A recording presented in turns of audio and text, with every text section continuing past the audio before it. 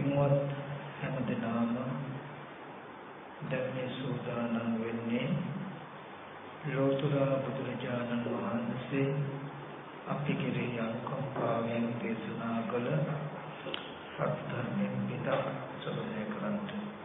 එනිසා හැමදෙනාටම මුලින්ම මතක් කරනවා තමන්ගේ සිත නොයෙක් කර්ම වලට දුවන්නට නොදී ඉතාමත්ම වමනාවෙන් ඉතාමත්ම ඕනෑකමින් මේ දේශනාවට සිත යොමු කරන්න කියන එක.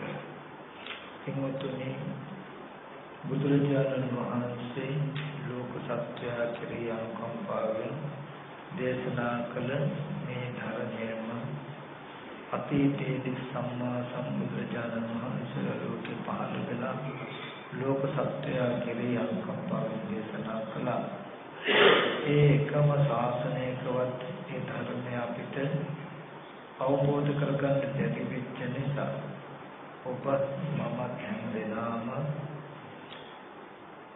මේ වක්කොරක් පරක්තරක් නැති දීර්ඝ සංසාරයේ මේ අත දුවනවා සැරිසරනවා. සසරගත ජීවිතවල දුක අපිට තේරුම් ගන්න පුළුවන්. මනුස්ස ලෝකේ කියන්නේ සුගතිය. සුගතියක් වෙච්ච මනුස්ස ලෝකේ ඉපදිලත් උපන්න දවසේ ඉඳන් මේ වෙනකම් ජීවත් කරන්ට උත්සාහවත් වෙනකොට අපිට මොනතරම් දුක් දුම්නස් පහළ වුණාද.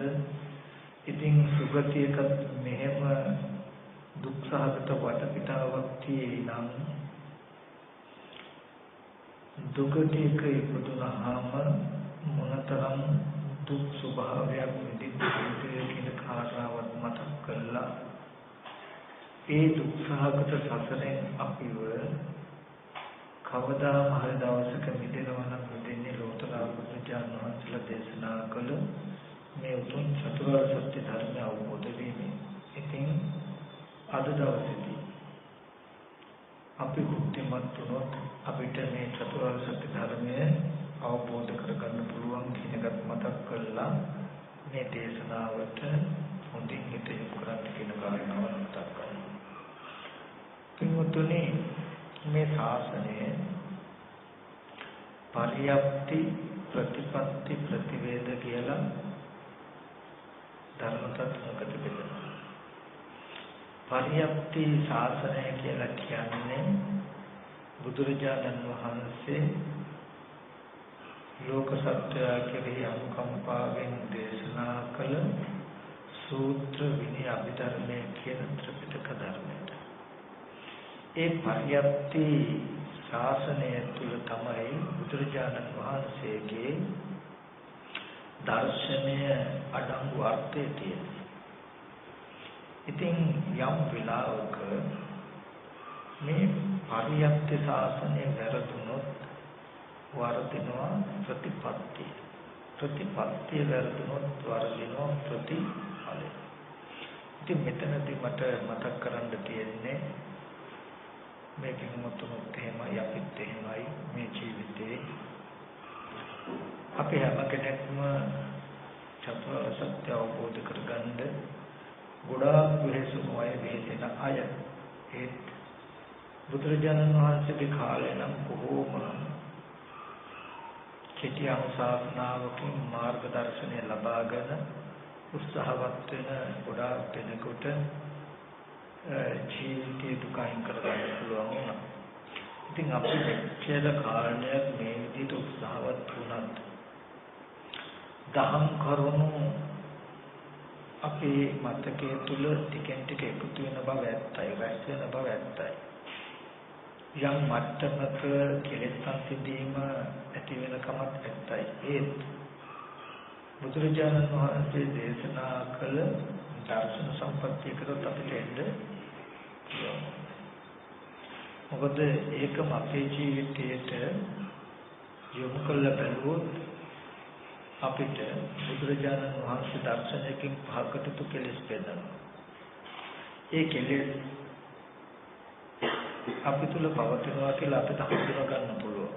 මොකද දර්ශනයක් නැති කෙනෙකුට ඇති වෙන කෙලෙස් ඇටියට බුදුරජාණන් වහන්සේ පෙන්වන්නේ මොකක්ද? සක්කාය දිට්ඨි, විචිකිච්ඡා, සීලබ්බත පරාමාස. සක්කාය දිට්ඨි කියලා කියවහම රූපය සත්‍යයක් හැටියට, ආත්මයක් හැටියට දකින්නකම, කෙනෙක් පුද්ගලෙක් කියලා දකින්නකම, ඒ සක්කාය දිට්ඨිය ඇති බව හඳුනා ගන්න පුළුවන් කාංකති විමති දුර වෙලා නැතිකම. කාංකති කියන්නේ සැක සංකා. ඒ කියන්නේ උපන්තේ කාංකති. පෙර සිහි කළොත් අපි පෙර කොහෙන්ද ඉඳද්ද කියලා ඇත්තටම අපිට කාංකතියක් විමතියක් ඇති නැත්තටම අපි කොහෙන්ද ඉඳද්ද කියලා. මොකද අපි කියන තැන සක්කාය දිට්ඨිය ඇතිලා තියෙන හින්දා ඒ අපි කොහෙන්ද ඉඳද්ද කියලා අහුවාම ඒ ප්‍රශ්නාර්ථයෙන් සුදුසුයි කියලා අපිට තේරෙන්නේ නැහැ.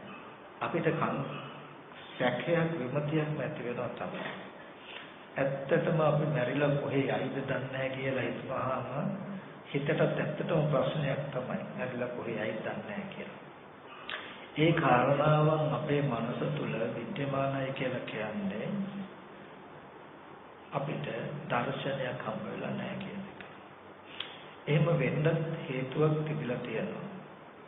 මෙතනදී මම මගේ පෞද්ගලික අදහසක් කියනවා නෙමෙයි, ඕගොල්ලන්ටත් විමසන්න පුළුවන්. අපි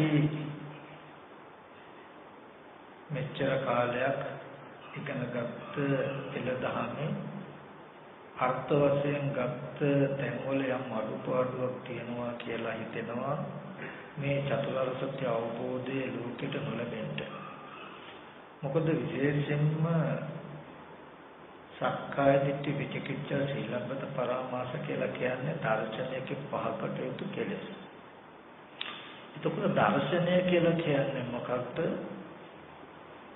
චතුරාර්ය සත්‍ය අවබෝධය නම් පටිච්ච සමුප්පාදයේ අවබෝධය නම් ඒ පටිච්ච සමුප්පාදයේ අවබෝධයෙන් චතුරාර්ය සත්‍ය අවබෝධයෙන් තමයි දර්ශනය කියන එක පහළ වෙන්නේ. දිට්ඨි සම්පන්න පුද්ගලයාට චතුරාර්ය සත්‍ය ගැන පටිච්ච සමුප්පාදය ගැන විමති කාංකා නැහැ. පටිච්ච සමුප්පාද ධම්මේසු කාංකති කියන එක නැහැ. ඉදප්පච්චේත පටිච්ච සමුප්පාද ධම්මේසු කියන නෝනක්ති. එතකොට මේ චතුරාර්ය සත්‍ය පැහැදිලි කරන්නයි පටිච්ච සමුප්පාද ධර්මයේ තියෙන්නේ. යම් වෙලාවක පටිච්ච සමුප්පාද ධර්මයේ අර්ථය වැරදුනොත් වරදිනවා චතුරාර්ය සත්‍යය. චතුරාර්ය සත්‍ය අවබෝධය වැරදුනොත් වරදිනවා සම්මාදිට්ඨිය කියන මාර්ගය. මාර්ගය වැරදුනොත් වරදිනවා ප්‍රතිපත්තිය. ප්‍රතිපත්තිය වැරදුනොත් වරදිනවා ප්‍රතිපලය. පටිච්ච සමුප්පාදය වැරදුනොත් චතුරාර්ය සත්‍ය වැරදෙනවා. එතකොට වැරදිලා තියෙන්නේ මොකද්ද? මාර්ගය, සම්මාදිට්ඨිය. මාර්ගය වැරදුනොත් වැරදිලා තියෙන්නේ ප්‍රතිපත්තිය. ප්‍රතිපත්තිය වැරදුනොත් ප්‍රතිවේදී සෝවාන්, සකදාගාමී, අනාගාමී යතියත් කියන ඵලයන් ලැබෙන්නේ නැහැ. එහෙනම් මේ කාලය තුලවට මේ මාර්ගඵල ඵලයන් නොලැබෙන්නට හේතුව මාර්ග සම්මාදිට්ඨිය නැත්නම් ප්‍රතිපත්තියේ අඩුකම. ප්‍රතිපත්තියේ නිවර්තිකම නැතිකම කියලා කියනවා. මොකද එහෙම නැතුව මේ කාලේ මාර්ගඵල නොලැබෙන කාලයක් කියලා කියන්න පුළුවන් කමක්. බුදුරජාණන් වහන්සේ සුබද්ද කියන වික්ෂුවට දෙනවා සුබද්ද සම්මා විහෙරේ මසඤ්ඤෝ ලෝකේ අරහතියස. සුබද්ද මනාකොට පිළිවෙත් පුරනවා නම් මේ ලෝකේ කිසි කලකට රහතුන්ගෙන් හිස් වෙන්නේ නැහැ. රහතන් වහන්සේලා පහළ නොවෙනවා නම් පහළ නොවෙන්නේ මනාකොට පිළිවෙත් නොපුරන කම හින්දා. මනාකොට පිළිවෙත් නොපුරන කමයි කියලා සීලේක අඩුපාඩුවක් කියන තැනකින් විතරක් දකින්න එපා. සම්මා දිට්ඨිය තියෙන හැමතැනකම ඊටු අංග 7 ඊට අනුව උපදිනවා. එහෙනම් සම්මා දිට්ඨිය නිවැරදි දැක්ම නැති වුණොත් තමයි ප්‍රතිපදාව නැත්නම් මනාවකට පිළිවෙත් පුරනවා කියන ටික අතහැරෙන්නේ. එතකොට මොකද මම ඔබට අර උපමාවක් කියන්නේ දැන් ඔය යකඩ කැලේ ටිකක් එහෙම එකතු කරලා දැන් ඔය අහස් යනවා වගේ ඔලියනවා. මේ කාලේ විතරයි යන්නේ. අතීතයේ කියන්නේ අනාගතයට හොවා යන්නේ නැහැ කියලා එකක් නැහැ. ඔය කැලි බැලි ටික ඔය විදිහටම එකතු කරන්න පුළුවන් නම් අනාගතයට උඩින් යයි.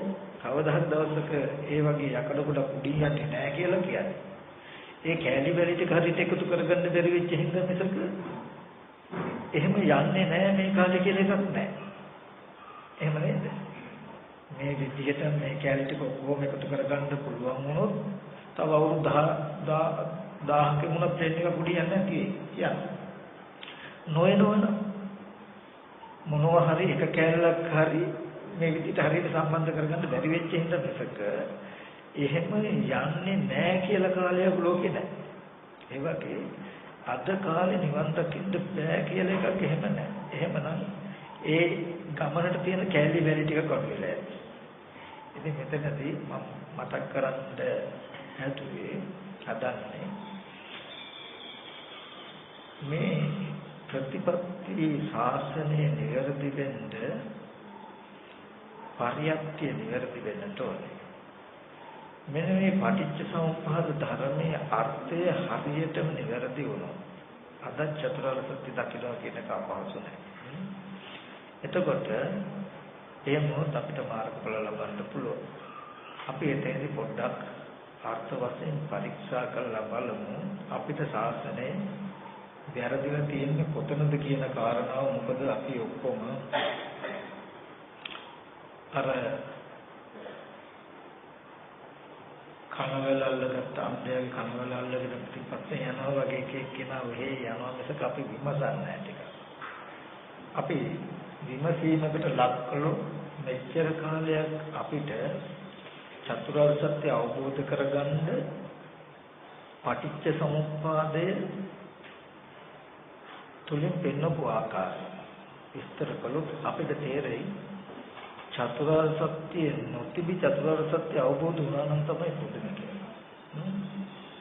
මොකද චතුරාර්ය සත්‍යයේ ප්‍රධාන ලක්ෂණයක් තියෙනවා. ගවම්පති සූත්‍රයේ එහෙම පෙන්නනවා. ගවම්පති මහරහතන් වහන්සේ මම භාග්‍යවතුන් වහන්සේගේ ශ්‍රී මුඛයෙන් මෙන්න මෙහෙම අහලා තියෙනවා.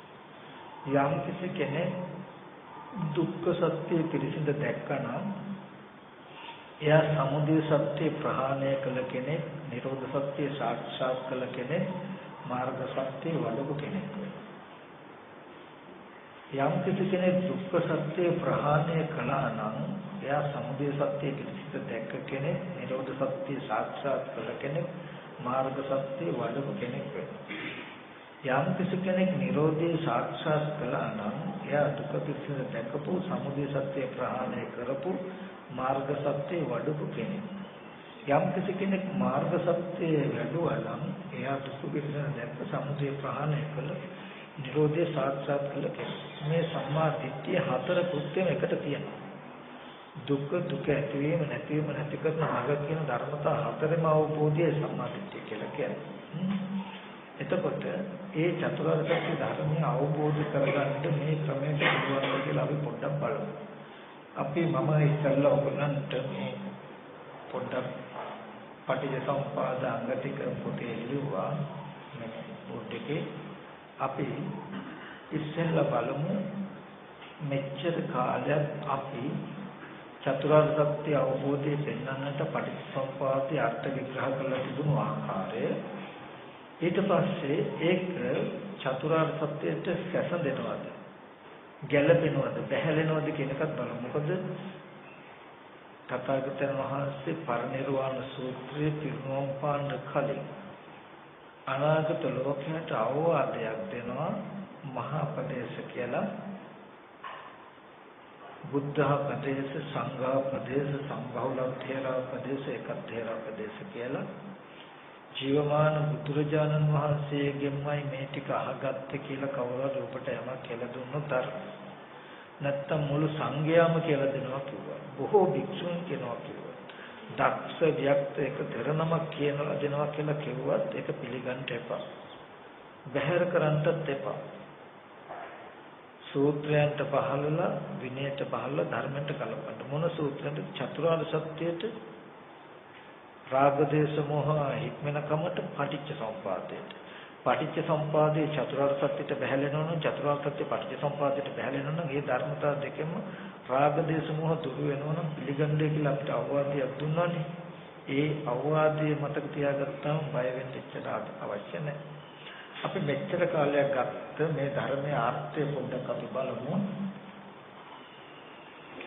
මේකදී දැන් මේ පටිච්චසමුප්පාද අංග 12 ඔගොල්ලෝ කාටත් පැහැදිලි ඇති වෙනවා ඇති ඉගෙනගෙන ඇති අපි ඉගෙනගෙන තිබුණේ ඉගෙන ගත්තේ අවිද්‍යා සංඛාර කියලා කියන්නේ අවිද්‍යා කර්ම කියන්නේ පෙර ජීවිතේ හේතුවක් කියලා විඥාන නාම උත්පලයන් පස්ස වේදනා කියලා කියන්නේ වර්තමාන විපාක කියලා. එතකොට මෙතන හේතුඵල සම්දයක් කියලා තමයි අපි ඉගෙන ගන්නේ. ඊට පස්සේ තණ්හා උපාදාන භව කියලා කියන්නේ වර්තමාන හේතුයි කියලා අපි ඉගෙන ගන්නවා. කර්ම කියලා. එතකොට ඵල හේතු සම්දයක් කියලා තමයි අපි මෙතන ඉගෙන ගන්නේ. විඥාන ජාති ජරා මරණ ශෝක පරිදේ දුක්ඛ දුම්නස උපායාස කියලා කියන්නේ අනාගත ඵල. ඒ කියන්නේ නැවත ඉපදිලා ලබන ජීවිතයේ ඇති වෙන දුක. එතකොට ආපහු හේතුඵල සම්පූර්ණ. මේ සිද්ධියේදී වර්තමාන අපේ ජීවිතයේට දුක්ඛ සත්‍ය පනවන්නේ අපි කොතනින්ද? අපේ විඥානාව සලආයතන පස්ස වේදනා කියන තැනයි අපි හිතාගෙන ඉන්නේ පෙර ජීවිතේ විපාක දුක්ඛ සත්‍ය කියලා. අපි මෙතෙන්ට දුක්ඛ සත්‍ය යෙදුවොත් දුක තණ්හාවෙන් ඇති වෙච්ච එකක් නෙමෙයි අවිද්‍යාව කර්මයෙන් ඇති වෙච්ච එකක් වෙනවා. දැන් චතුරාර්ය සත්‍යයට ගැලපෙනවද බලන්න චතුරාර්ය සත්‍ය දුක පනවලා තියනවද අවිද්‍යාව කර්මය? පෙන්නලා තියෙන මොකක් නිසා කියලාද සමුදය සත්‍ය පෙන්නලා තියෙන්නේ? තණ්හාව කියලා නේද? තණ්හා උපාදානයයි දුක්ඛ සමුදය හැටියට පෙන්නලා තියෙන මිසක අවිද්‍යා සංකාර දුක්ඛ සමුදය හැටියට පෙන්නලා නැහැ. පෙර කර්මයට විපාක හැටියට දුක් ස්කන්ධ ටික මෙතනින් පෙන්වුවොත් අපි මේ දුක් ස්කන්ධ ටික මේක පංච උපාදාන ස්කන්ධ දුක නම් සමුදය සත්‍ය අවිද්‍යා සංකාරය වෙනවා. ඕනනම් අපි මෙහෙමත් කියමු. හරි අවිද්‍යා සංකාරයි කර්ම වගේ තියෙන තණ්හා උපාදාන කියලා ටික. අවිද්‍යා සංකාර තණ්හා උපාදාන කියන කමත් හින්දායි මෙතෙන්ට ආවේ කියලා ගමු අපි. එහෙම ගත්තා. දුක්ඛ සත්‍ය ඉපදිලා සමුදය සත්‍ය නිරුද්ධ වෙච්ච එක අතීත එකක් යනවා. සමුදය සත්‍ය පෙර ජීවිතේ දුක්ඛ සත්‍ය මේ ජීවිතේ. එතකොටම ආත්මයි ඒ සමුදයට හටගත් එකක් වෙනවා මේ. දැන් මේ දෙක එකට තියෙන්නේ නැහනේ. මෙතන අවිද්‍යා සංකාර තණ්හා උපාදාන කියන ධර්මතා පහ වේදන නිසා අපි කියමු මේ තණ්හාව නිසායි හරි හටගත්තේ කියලා කිව්වා. එතකොට වර්තමානයේක චතුරාර්ය සත්‍ය අපිට හම් වෙන්නේ කියන්නේ තණ්හාව නිසා මේ දුක හටගත්තා නම් තණ්හාව නැති කරලා මේ දුක නැති කරන්න ප්‍රතිපදාවක් හම් වෙනවද? මොකද එහෙමනම් අපිට ආපස්සට යන්න වෙනවා ආයෙත් නැරිලා ගිය ජීවිතයට උපදින්න වෙනවා. ඒ ගිය ජීවිතේ තණ්හාව නිසා නම් මේ දුක් ස්කන්ධ හැදුනේ. එතකොට මේ හේතු ටික අතීත වෙලානේ. ඒ කියන්නේ දුක්ඛ සත්‍ය උපන්න එකක් සමුදය සත්‍ය නිරුද්ධ වෙච්ච එකක් වෙනවා නේ. වෙනවා. හරි. ඊගාවට අපි එහෙනම් චතුරාර්ය සත්‍ය පනවනවා නම් අනාගතයට. තණ්හා උපාදාන භව කියලා කියන්නේ සමුදය සත්‍ය. කෙලෙස්. ජාති ජරා මරණ දුක කියන්නේ අනාගතයට. එතකොට තියෙන දෝෂي බලන්න. සමුදය සත්‍ය උපන්න එකක් දුක්ඛ සත්‍ය නූපන්න එකක් වෙනවා. දැන් තණ්හා උපාදාන කියන්නේ දැන් තියෙනවා දුක්ඛ සත්‍ය ඉපදිලා සමුදය සත්‍ය ඉපදිලවත් නැහැ. එතකොට අපිට අපි මේ විපාක ස්කන්ධ ටිකට තණ්හා උපාදාන නැති කළා මතු ජරා මරණ දුක නැති කරන්න නම් හදන්නේ අපිට නිඳා කරන්න පුළුවන් මෙහෙම. නෝපන්න දුක නැති කිරීමට වෑයම් කරන අයයි කියලා. සාම දුක ඉපදිලාවත් නැතුව නූපන්න දෙයක් නූපදවන්න වීර්ය කරන අය මිසක ඒ නිරෝධය දැන් සාක්ෂාත් කරගෙන ඉන්න පුළුවන් කමක් ලැබෙන්නේ නැහැ. අද වඩන මාර්ගයේ ප්‍රතිඵලය ලැබෙන්නේ මරණයෙන් පස්සේ. නිරෝධය ලැබෙන්නේ කොහොමද? ඉපදීම සංහව නැති කෙරුවාම මරණයෙන් පස්සේ තමයි දුක්ඛ නිරෝධය සාක්ෂාත් වෙන්නේ. එතකොට නූපන්න ස්කන්ධයක් පිරිසිදු දකින්නද බුදුරජාණන් වහන්සේ පෙන්වන්නේ. නැත්තම් නිරුද්ධ වෙච්ච සමුදයක් ප්‍රහාණය කරන්නද පෙන්වන්නේ. මෙතෙන් හිත තිබුව සමුදය නිරුද්ධ වෙච්ච එක. මෙතෙන් හිත තිබුව දුක නූපන්න එක. කියන මේ පරස්පරයේ එනවද නැද්ද කියලා බලන්න නුවණින් හිත තිබ්බොත් අපි විමසන්නේ නැති වුණාට මේ සිද්ධිය තුළ අපිට චතුරාර්ය සත්‍ය හම්බ වෙන්නේ කොතනද කියලා බලන්න අවබෝධ කරගන්න. නුවණක් තියනවා නම් මේ විග්‍රහයට නිග්‍රහ කටයුතුයි කියලා මගේ අදහස. ඒ මොකක් නිසාද යම් කිසි ආගමක දිට්ඨ ධම්මව නිවීමක් පෙන්වන්න නැතුව මරණයෙන් පස්සේ විමුක්තියක් පනවනවා නම් ඒ ආගමට ඒ දර්ශනයට සම්දිත්තිකයි අකාලිකයි කියන වචන ටික කියන්න බෑ.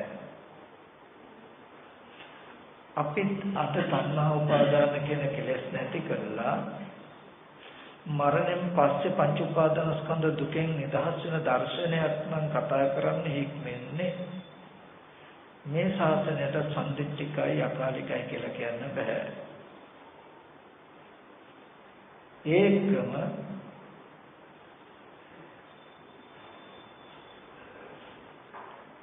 උපන්න දුකට ප්‍රතිකර්ම කරන්න තැනක් හම්බ වෙන්නේ නැහැ. හැබැයි නූපන්න දුකට ප්‍රතිකර්ම කරන්න වෙහෙසෙනවා අපි. අතේ ඉන්න කුරුල්ල අතහැරලා අතේ ඉන්න කුරුල්ල අල්ලගන්න හදනවා කියලා වගේ තමයි ඔකට සාමාන්‍යයෙන් කියන්නේ. එතකොට මෙතනදී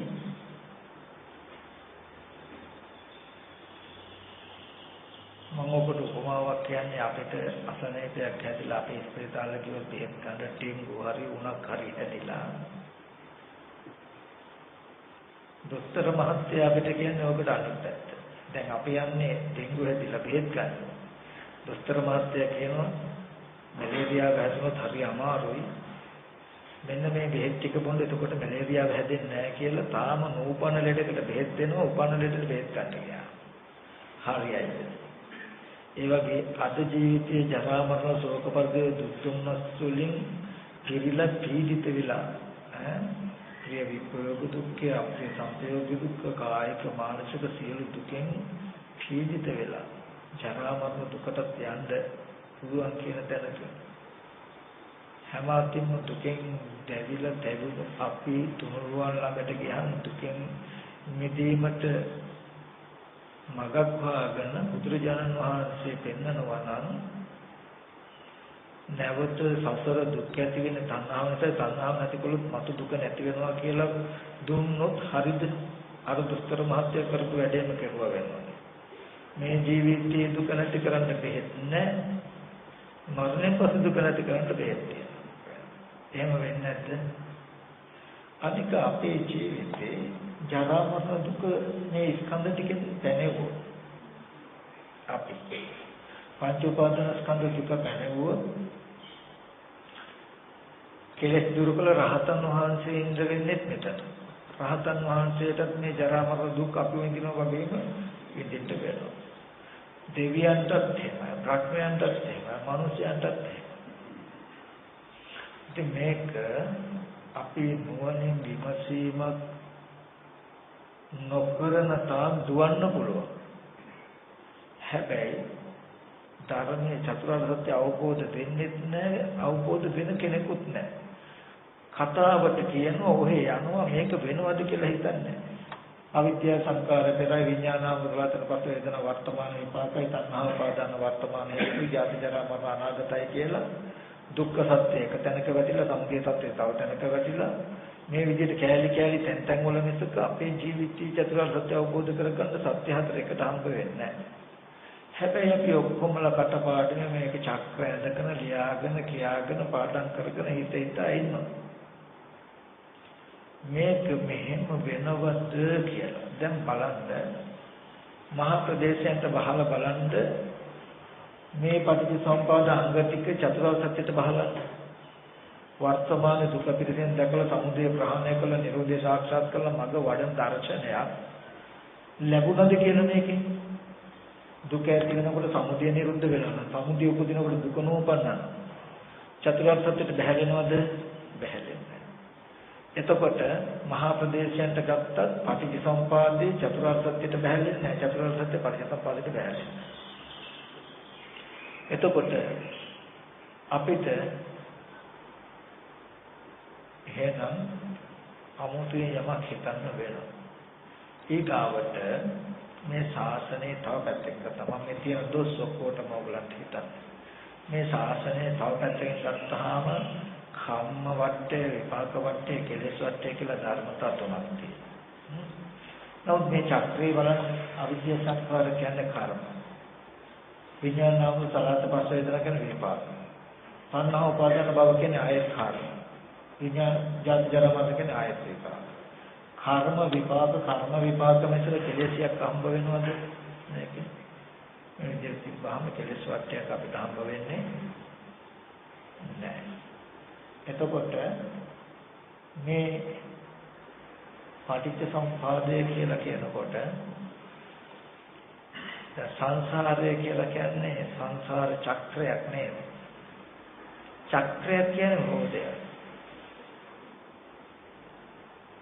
මුලින්ම පටන් ගත්ත තැනට ආපහු ඇවිල්ලා තමයි නතර වෙන්නේ. ඒකින් ආපහු මුල්ලංගේ පටන් ගන්නවා කියන මට්ටම තුනක චක්‍රය. මේකේ බලන්න පෙර අවිද්‍යා සංකාර නිසා විඥාන ආපෝගාන පස්වේදනා කියන විපාක ස්කන්ධ ටිකක් හම්බ වුණා. දැන් තණ්හා උපාදාන කියන කෙලෙස් මේ කර්ම නිසා අනාගතයේ ජරා මරණ දුක අපි පෙර ජීවිතයකට ගිහිල්ලා මේක අපේ චක්‍රයක් වෙලා තියෙනවද බලන්න. මැදින් කැඩිලා වෙන පහට ගිහිල්ලා මිසක මුල්ලංගයකට ඇවිල්ලා තියෙනවා. එහෙනම් මේකට කියන්නේ බෑ සංසාර චක්‍රය කියලා. මේ ක්‍රමයට ගත්තා. ඉතින් මට තේරෙන විදිහට මමත් මේකට අර්ථයක් දෙන්න කියලා දෙන්න මට තේරෙන විදිහට. ඒක ගැළපෙනවා කියලා හිතනවා. ඒක බොහෝ වික්ෂුන් වහන්සේලා කිව්වත් බුදුරජාණන් වහන්සේ කිව්ව පිළිගන්න එපා. පරියායට ගැළපෙනවා නම් බහලා ගන්නයි කියලා පෙන්වන්නේ. චතුරාර්ය සත්‍යයට බහලා පටිච්චසමුප්පාදයට බහලා ගැළපෙනවා නම් ඔයගොල්ලෝ පිළිගන්න. ඒකම මේ තියෙන සුවිශේෂී ලක්ෂණ. පටිච්චසමුප්පාදයේ චතුරාර්ය සත්‍යයට බහලා චතුරාර්ය සත්‍ය පටිච්චසමුප්පාදයට බැහැලුවොත් අපි තුල දර්ශනයක් මතුවෙනවා. ඒ දර්ශනය පෘථග්ජන භූමියේ ඉක්මවා සිටිනවා. ඒකම අපිටම අපිව ප්‍රත්‍යවේක්ෂා කරන්න පුළුවන් මට සක්කාය දිට්ඨි විචිකිච්ඡා සීලබ්බත පරාමාස නැහැ කියලා. මේක හරිනම් දර්ශනය හම්බ වෙන්න ඕන. දර්ශනය හම්බ වෙච්ච ගමන්ම දිට්ඨි සම්පන්න පුද්ගලයා තමන්වම තමන් ප්‍රත්‍යවේක්ෂා කරනවා, දකිනවා මට සක්කාය දිට්ඨි විචිකිච්ඡා සීලබ්බත පරාමාස නැහැ. නිකම්ම බහලා හරියන්නේ මේ බැහැලින් තුල දර්ශනයක් Tamanට එන්නත් ඕනේ. චතුරාර්ය සත්‍ය හරිනම් දර්ශනය එක්කම දර්ශනීය ප්‍රහාණයකට කෙලෙස් Taman කෙරෙහිලා නොදකින්නත් ඕනේ. අන්න ඒ වගේ දැක්මට කියන දිට්ඨි සම්පන්නයි කියලා. දිට්ඨි සම්පන්නයි කියන්නේ දර්ශනයේ යුක්තය. යාත් පුතග්ජන ලෝකේ කෙනෙකුට නැති දර්ශනයක් තියෙනවා. එයා සේක ආගතෝ ඉමන් සද්දම තින සද්ධර්මයට ආවා. පුතග්ජන ලෝකයේ ඉක්මවා සිටියා වෙනවා. මොකද එයාට පුතග්ජන ලෝකයේ සාධාරණ නැති අයිති නැති දැක්මක් Taman තුල උපදිනවා. බලමු ඒක. ඒකෙදී අපි මෙන්න මෙහෙම මේ අර්ථය විග්‍රහ කළොත් බුදුරජාණන් වහන්සේ එනවා අවිද්‍යා පත්‍ය සංඛාරා. මේ අවිද්‍යා කර්මතර. අවිද්‍යා පත්‍ය සංඛාරා. හොඳට ගන්න. අවිද්‍යාව කියන්නේ සත්‍යයක්ද? අවිද්‍යාව කියන්නේ පුද්ගලයෙක්ද? අවිද්‍යාව කියන්නේ තමම හෝ තව කෙනෙක්ද? නැහැ. අවිද්‍යාව කියන්නේ ධර්මතාවයක් නේ. ඒ අවිද්‍යාව නැමැති ධර්මතාවයයි කර්ම රැස් වෙන්නට හේතුනේ. එහෙනම් මම කර්ම රැස් කරගෙන හෝ ඕගොල්ලෝ කර්ම රැස් කරගෙන හෝ තව පුද්ගලයෙකෝ සත්වයේ කර්ම රැස් කරගෙන තියෙද? නැහැ. හොඳට බලන්න මේ ශුන්‍යතාර්ථය. අවිද්‍යාව හේතුයි කර්ම රැස් වෙන්නේ. සංකාරපච්චය විඥානං. ඒ කර්මය නම් ප්‍රතිසන්දි වශයෙන් විඥානේ පැමිණෙන්න හේතුව අවිද්‍යාව නැමැති ධර්මතාවයෙන් නම් කර්මය හටගත්තේ, කර්ම නැමැති ධර්මතාවයෙන් නම් විඥානේ හටගත්තේ. දැන් සත්‍යයේ උප්පත්ති වශයෙන් ඇවිල්ලාද? විඥානයේ සත්‍යයේ සිතක්ද ඇති වෙලා තියෙන්නේ? මම උප්පත්ති වශයෙන් ඇවිල්ලාද? පුද්ගලික උප්පත්ති වශයෙන් ඇවිල්ලාද? කෙනෙක් පුද්ගලික ඉපදිලාද? නැහැ. සංඛාරය කියන එක ධර්මතාවයක් නම් ඒ ධර්මතාවය නිසා හටගත්ත ඵලයක් නම් විඥානය කියන්නේ ධර්මතාවයක් නේ. එතකොට ඒ විඥානය කියන ධර්මතාවය හේතු නම් මේ නාම කයත් රූප කයත් හදන්නේ. මේ පඨවි ආපෝ තේජෝ වායු කියන සතර මහා ධාතු කය සවිඥානික වෙන්න හේතු වෙලා තියෙන්නේ මේ විඥානය නම්. එහෙනම් මගේ ශරීරය හැදිලා තව පුද්ගලයෙක්ගේ සත්වයේ ශරීරයක් හැදිලාද? ඒ නාම රූප කියන ධර්මතාවයේ හේතු වෙලා නම් ඇහැ කන දිව නාසය ශරීරය කියන ආයතන හැදෙන්න. එහෙනම් ඒ ආයතන ටික මගේ හෝ තව කාගේ හරිද? ඒ ආයතන ටික නම් හේතු ස්පර්ශ වෙන්න එහෙනම් පුද්ගලයෙක්ගේ ස්පර්ශයක්ද? එහෙනම් ක්‍රියාව ඒ නිසා වේදනාවක් ආවනම් මගේ විදීමක් හෝ තව සත්‍ය පුද්ගලික විදීමක්ද? නැහැ. පෙර අවිද්‍යාවෙන් හටගත්ත කර්මයට විපාක ස්කන්ධ ටිකක් ලැබුණා. ඒක හරි. මේ ටික හරි. පිළිගත්ත හැකි. එතකොට හේතු ඵල සම්පතිය එකත් පිළිගත්ත හැකි. ඊට පස්සේ බුදුරජාණන් වහන්සේ දේශනා කරන්නේ මේ විපාක ස්කන්ධ ටිකට ඉඳ පරිපක්කතායතන මේ ආයතන ටික මොහ පුරා යනකොට තණ්හා උපාදාන කියන කෙලෙස් ටික ඇති වෙලා තණ්හා උපාදාන කියන වචනේ අපි ගත්තොත් කාම තණ්හාව කියන්නේ කාම වස්තුන් කෙරෙහි කාම වස්තුන් කෙරෙහි නොසන්සිඳුණු පිපාස ගතිය සසරෙන් හුරු කළ. ඒ ගතිය අපේ මනසේ යෙදෙනකොට ඒකම උපාදානය කියන්නේ අත්වාද උපාදාන, ditthi උපාදාන, කාම උපාදාන, අත්වාද උපාදාන, ditthi උපාදාන කියලා කියනවා. මේ විපාක ස්කන්ධ ටික හම්බ වෙනකොට අපේ මනසේ කාම තණ්හාව යෙදෙනවා. තණ්හාව පරිවර්තනය වෙනවා. තණ්හාව නිසා අපේ මේ විපාක ස්කන්ධ ටික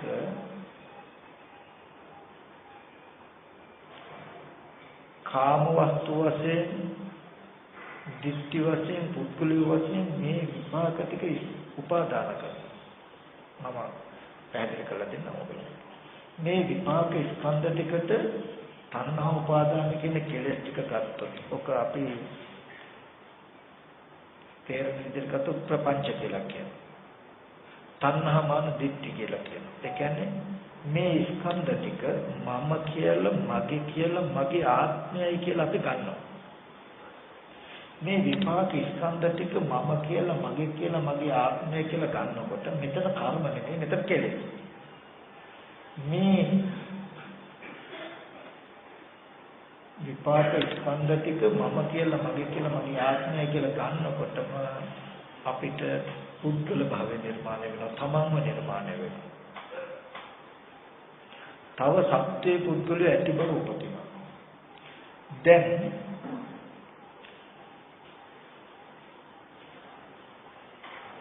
තමන් ලෙඩ වෙන කෙනෙක්, මහලු වෙන කෙනෙක්, මරණයටපත් වෙන කෙනෙක්, ප්‍රිය විප්‍රයෝග, අප්‍රිය සංප්‍රයෝග දුක් විඳින කෙනෙක්. ඕගොල්ලෝ දැක්කේ නැත්නම් මේ අත පුද්ගල භාවයකින් විඳින දුක් ටික හැදුනේ මේ තණ්හා උපාදාන කියන කෙලෙස් ටික.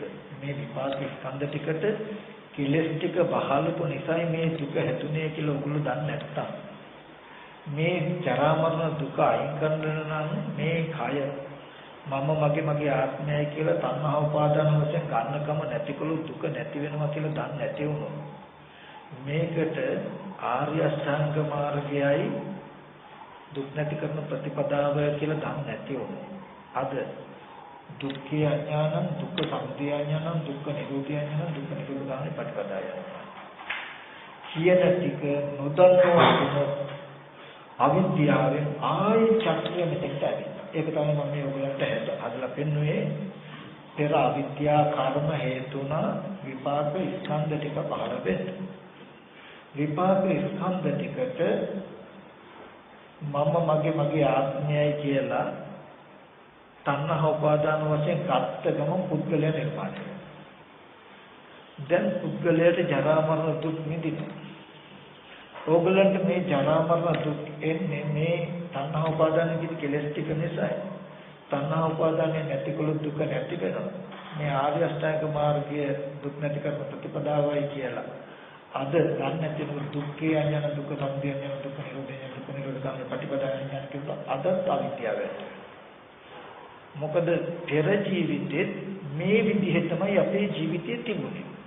පෙර ජීවිතේ මේ වගේම විපාක ස්කන්ධ ටිකක් ඇති වෙලා තණ්හා උපාදාන කියන කෙලෙස් ටිකක් ඇති වෙලා ජරා මරණ දුක් විඳින තැනක පෙර ජීවිතයේ අවිද්‍යා සංකාරයෙන් මෙතෙන්ට පෙර ජීවිතයේ අවිද්‍යාව වර්ත දැක්වූ දුක්ඛේ අඥාන දුක්ඛ සමුදය අඥාන දුක්ඛ නිරෝධය අඥාන දුක්ඛ නිරෝධ ගාමී ප්‍රතිපදාවේ අඥාන කියන තැනින් නේද පෙර ජීවිතේ අවිද්‍යාවේ කර්ම රැස් කරගත්තේ. රැස් කරගෙන මෙතෙන්ට ඇවිල්ලා අද දුක හදාගත්තේ. අද දුක්ඛේ අඥාන දුක්ඛ සමුදය අඥාන දුක්ඛ නිරෝධය අඥාන වුණොත් මොකද වෙන්නේ? අදත් අවිද්‍යාවෙන් කර්ම රැස් කරගන්නවා. කර්ම රැස් කරගත්තොත් නැවත විඥානයේ ප්‍රතිසන්දි වශයෙන් වැසගෙන මේ ධර්මතාව හැදෙනවා. එදාට විපාක ස්කන්ධ ටිකට කෙලස් ටිකක් එකතු වුණාම එදාට ජරා මරණ දුක හම්බ වෙයි. එදාට චතුරාර්ය සත්‍ය අවබෝධ නැත්තම් එදාට අවිද්‍යාවෙන් කර්ම රැස් කරගන්න. මේකේ කෙලවරක් නැති හින්දා අඛණ්ඩ චක්‍රය. පෙර ජීවිතයේ දුක්ඛේ අඥාන දුක්ඛ සමුදය අඥාන දුක්ඛ නිරෝධය අඥාන නිසා පටන් ගත්ත චක්‍රය ආයෙත් ඇවිල්ලා නතර වෙන්නේ එතෙන්ට. එතකොට මේ සිද්ධිය කියන සංසාර චක්‍රය කියන්නේ. තේරුණානේ? මෙන්න මේ සිද්ධිය අපේ ජීවිතයට ආදේශ කරලා බලමු. හරි වටිනා ලස්සන දර්ශනයක් හම්බ වෙනවා. දැන් මෙහෙම ගත්තොත් පටිච්චසමුප්පාද අංගෙන් චතුරාර්ය සත්‍ය මතුවෙන්නේ නැද්ද? චතුරාර්ය සත්‍ය පටිච්චසමුප්පාදයට බැහැලෙන්නේ නැද්ද බලන්න.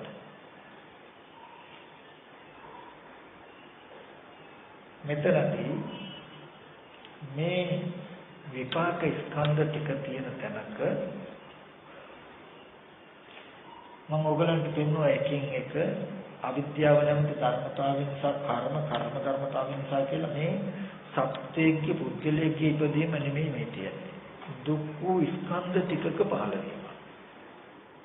මෙතන රූපයක් තියෙනවා නම් චත්තාරෝච මහා භූත චතුර්ණංච මහා භූතානම් උපාදාය රූප.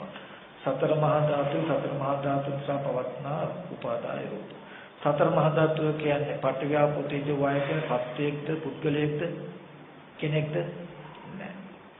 යම් වේදනා සංඥා සංකාර කියලා චෛතසික ටිකක් තියෙන ඒවා ස්පර්ශයෙන් හටගත්ත චෛතසික ටිකක් ඒක පුද්ගලයක්ද විඥානය කියලා යමක් තියෙන මේ නාම රූප ප්‍රත්‍යයෙන් හටගත්ත සිද්ධාන්තය අර සතර මහා ධාතු රූපයි වේදනා සංඥා චේතනා කියන නාමයි කියන නාම රූප දෙක නිසා පවතින ධර්මයක් මිස කෙනෙක් නෙමෙයි.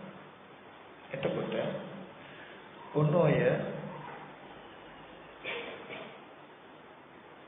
විපාක ස්කන්ධ ටිකක් තියෙනවා. අපි ඔක මම ඔයගලන්ට තේරෙන විදිහට එක ස්කන්ධයක් අරගෙන පැහැදිලි කරනවා. නායම් වික්ඛවේ කායෝ තුම්හාකං නාපි අඤ්ඤේසං පුරාණ මෙදම් වික්ඛවේ කම්ම. මහණෙනි මේ කය ඔබලගේ නෙවෙයි. තව කෙනෙකුගෙත් නෙවෙයි. පුරාණ මෙදම් වික්ඛවේ කම්ම පුරාණ කර්මෙන් හටගත්තේ.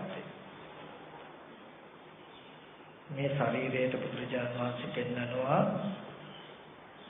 තම තමන්ගේ ශරීරය සිහි කරගන්න මේ ශරීරයෙන් උඹලගේ නෙවෙයි තව කාගේවත් නෙමෙයි පුරාණ මිත්‍තිකේ කම පුරාණ කර්ම ප්‍රත්‍යයෙන් හටගත්ත දැන් කන බොන ආහාරයෙන් පවතින වස්තුව මේ රූපයේ විභජනයට බෙදීමකට ලක් කළොත් පඨවි ආපෝ තේජෝ වායෝ කියන මහ භූත හතරෙන් යුක්තයි. කෙස්ලොම් නියත සම්මස්නහර කියන හද කොටස් 20ක් තියෙනවා ඒකයිති පඨවි ධාතුවට. පිත්තෙන් සරවලේ ධාඩිය කියලා ගලන වැగిරෙන බැඳෙන ස්වභාවයේ කොටස් 12ක් තියෙනවා ඒකයිති ආපෝ ධාතුවට. දවන තවන දිරවන පැසවන ස්වභාවය කියන මේ ශරීරයේ පවතින අවශ්‍ය උෂ්ණ ස්වභාව හතරක් තී ඒකයිති තේජෝ ධාතුවට. හමන පිම්බෙන හැකිලෙන සොලවන ස්වභාවයෙන් යුක්ත මේ කයේ පැවැත්මට උපකාරී වායු ස්වභාවයක් ඒකයිති වායු ධාතුව. පඨවි ආපෝ තේජෝ වායෝ කියන සතර මහා ධාතුන් නිර්මිත වෙච්ච මේ කය සතර මහා ධාතුන් මේක මම නෙමෙයිනේ. තව කෙනෙකුගෙත් නෙමෙයි පුරාණ කර්මෙන් හටගත්තා. ඔන්න විපාක ස්කන්ධ ටික කියලා කියනකොට අපි මේ රූපේ විතර ගන්නකො. ඔන්න විපාක රූපය හටගත්තා. ඒක විපාක නෙමෙයි විපාක දෙන්න පුළුවන් ධර්මතා නම් ඒකත් කර්මෙන් හටගත්තා. ඒ රූපයට ඔබ මේ කය මම කියලා මේ කය මගේ කියලා මේ මගේ ආත්මයයි කියලා කයට හිත නැඹුරු කළොත් කය දිහා බැලුවොත් දැන් ඔබට මේ කය පෙනෙන්නේ කොහොමද මම වගේ ඔබ දන්නේ නැති වුණොත් පෙර කර්මයට හටගත්ත රූපයට මම මගේ ආත්මය කියලා බලපු නිසා මේ කය මම වගේ පේනව නේද කියලා මේ පටිච්චසමුප්පාදයේ තේරුන්නේ නැත්තම් ඉගෙන ගත්තේ නැත්තම් ඔබට හිතෙන්නේ මමමයි කියලා. විපාක ස්කන්ධයට මම මගේ කියන හැඟීම මම කියලා කියන්නේ තණ්හාවට. මගේ කියලා කියන්නේ තණ්හාවට. මම කියලා කියන්නේ මානෙට. මගේ ආත්මය කියන්නේ දික්කයට. ධර්මතා තුනම හිතේ ඇති වෙන කෙලෙස්. අපි කියමු ඇහැට මෙහෙම රූපේ පෙනෙනකොට මේ රූපය ආරම්භය අපි හිත නැඹුරු කරනවා මේ මම කියන්නේ. එතකොට මේ හිතේ තියෙන මම මගේ කියන ගතිය මේ රූපෙට බැහැලුවාම ඔක්කාන්ති නාම රූපං බැහැලුවාම දැන් අපිට පෙනෙන්නේ මේ කය මම වගේ. අපි දන්නේ නැත්නම් විපාක වශයෙන් හටගත්ත මේ රූපයට මම මගේ කියලා හිත නැඹුරු කළ නිසා මේ කය මම වගේ පේනව නේද කියලා ඉගෙන ගන්න බැරි වුණොත් ඔබට හිතෙන්නේ මේ කය මමමයි කියලා. ඒකයි දැන් දුක්ඛය අඥාන දුක සමුදය අඥාන කියන්නේ දැන් ඔබ මේ කය මමම වෙලා යන්නේ මම එන්නේ මම කතා කරන්නේ මම හැම එකක්ම දැන් මම වෙලා නම් ඔබ දුක් විඳින්නේ. ඒක මේ රූපේ දිරනකොට දැන් මම මහලුයි කියලා මේ රූපේ ලැබෙනකොට මම දැන් ලෙඩ කියලා මේ රූපේ නැතිනකොට මම මැරෙන්න යනවා කියලා. ඔබ අද ජරා මරණ දුකක් විඳිනවා නම් ඔබ විඳින ජරා මරණ දුක මේ කය මම මගේ ආත්මය කියලා ගත්ත කෙලෙස් නිසා නේද මේ විදිහට කියලා තියෙන්නේ කියලා ඔබ අද දැක්කේ නැත්තම් ඔය දුක මේ මම මගේ ආත්මය කියලා කය තණ්හා මාන වශයෙන් ගත්ත කෙලෙස් නිසා දුක් විඳින්න වෙන්නේ කියලා දැක්කේ නැත්තම් මේ රූපය මම මගේ ආත්මය කියන කෙලෙස්ය ගෙවුණොත් මම ලෙඩ වෙලා මහලු වෙලා මරණයටපත් වෙලා විඳින දුක් විඳින්න වෙන්නේ නැහැ. ඒ නිසා මේ ආර්ය අෂ්ටාංග මාර්ගය සීලයක පිළිතුර සමතකමතාවක පිට වඩ විපාක ස්කන්ධ ටිකේ ඇත්ත පෙන්නලා මේකට කෙලෙසිය ගෙවෙන විදිහට කටයුතු කරට යුතුයි කියලා උත්තරයක් නැති වුණොත් දර්ශනයක් නැති වුණොත් ඔබ ජීවත් වෙන්නේ මමමයි කියලා. එතකොට මමම කියන තැනින් ඔබ කර්ම රැස් වෙනවාමයි. චතුරාර්ය සත්‍ය නැති වුණොත් ඔබට ඔබ ඇත්ත වෙලා කර්ම රැස් වෙනවාමයි. මේකෙන් පෙන්නන දර්ශනය තමයි අපි කියමු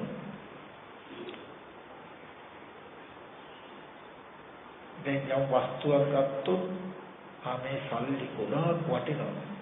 මේක රත්තරන් මේක දියමන්ති ගොඩාක් වටිනවා කියලා ඔබට පේනවා නේද? බුදුරජාණන් වහන්සේ පෙන්නන්නේ පෙර අවිද්‍යා කර්මයට වස්තුවක් පේන්න පුළුවන් ඇහැ රූපයක් නැත්තම් අරමුණක් පෙනෙනකම උපන්නා. ඒ තමයි විපාක ස්කන්ධ ටික. දැන් වස්තුවක් පෙනෙනවා. පෙනෙනකොට පෙනෙන තණ්හා උපාදාන කියන ගතිය තමන්ගේ මනසේ යෙදුණා. ඒ වස්තුව බලාගෙන ඉන්නකොට ඒ වස්තු අර රූපේ හරි වටිනවා ඒක රත්තරන් නේද කියන හැඟීම තමන්ගේ මනසේ යෙදුණා. ඕගොල්ලන්ට දැන් පෙනෙන්නේ අර වස්තුව වටිනවා කියලා. එහෙම නෙමෙයි. දැන් ඒ වස්තුව තමන්ට වටිනවා කියලා පෙනෙද්දී කවුරු හරි කෙනෙක් ඒක විනාශ කළොත් ඕගොල්ලන්ට දුක එනවද නැද්ද? එනවා. බුදුරජාණන් වහන්සේ පෙන්වන්නේ දුකට හේතුව ඒ වස්තුව වටිනාකමට ඕගොල්ලන්ට පෙන්වපු ඕගොල්ලෝ බව තියෙන කෙලෙස් කියලා. මේ දර්ශනය නැති වුණොත් අපිට හිතෙන්නේ මොකද්ද? ඇත්තටම වටිනා වස්තු තියෙනවා මේවා රත්තරන්මයි මේ මුතුමැණික්මයි වටිනා වස්තු නැති වෙච්ච නිසා දුක එන්නේ කියලා. චතුරාර්ය සත්‍ය ඉගෙන ගත්තාම දර්ශනයක් එනවා. පෙර අවිද්‍යා කර්මයට විපාක අපිකින් චක්කු විඥාන පෙනෙනකම ආවහම පෙනෙන දේ ආරම්භය තමන්ට පෙනෙනවා නම් ඒක වටිනවා කියලා තමන්ට පෙනෙනවා නම් සත්‍යය කියලා දැන් ඕගොල්ලෝ තුල ලෝකය නිර්මාණය වෙලා මේ තව සත්‍යයෝ ඉන්නවා පුද්ගලයෝ ඉන්නවා වටිනා තියෙන දේවල් කියනවා කියලා පෙනෙනකම ඕගොල්ලන්ට නිර්මාණය වෙනවා. දැන් මම අහුවොත් ඕගොල්ලන්ගේ ලෝකය කියන්නේ මොකක්ද කියලා. ඕගොල්ලෝ කියයි මේ තව මිනිස්සු ඉන්නවා තව සත්වයෝ ඉන්නවා. මේ වටිනා වාහන තියෙනවා ඔයගොල්ලෝ නැගිලි තියෙනවා කියලා ඔයගොල්ලෝ කියනවා. හරි ඒකයි. ඔය ඔයගොල්ලෝ විස්තර කරන්නේ ඕගොල්ලන්ට පෙනෙන දේනේ. බුදුරජාණන් වහන්සේ දේශනා කරන්නේ ඔය විදිහට ඕගොල්ලන්ට පෙනෙනකම ඇති උනේ මේ සත්වයෝ ඉන්නකොටත් මේ වස්තු වටිනාකමටවත් නෙමෙයි.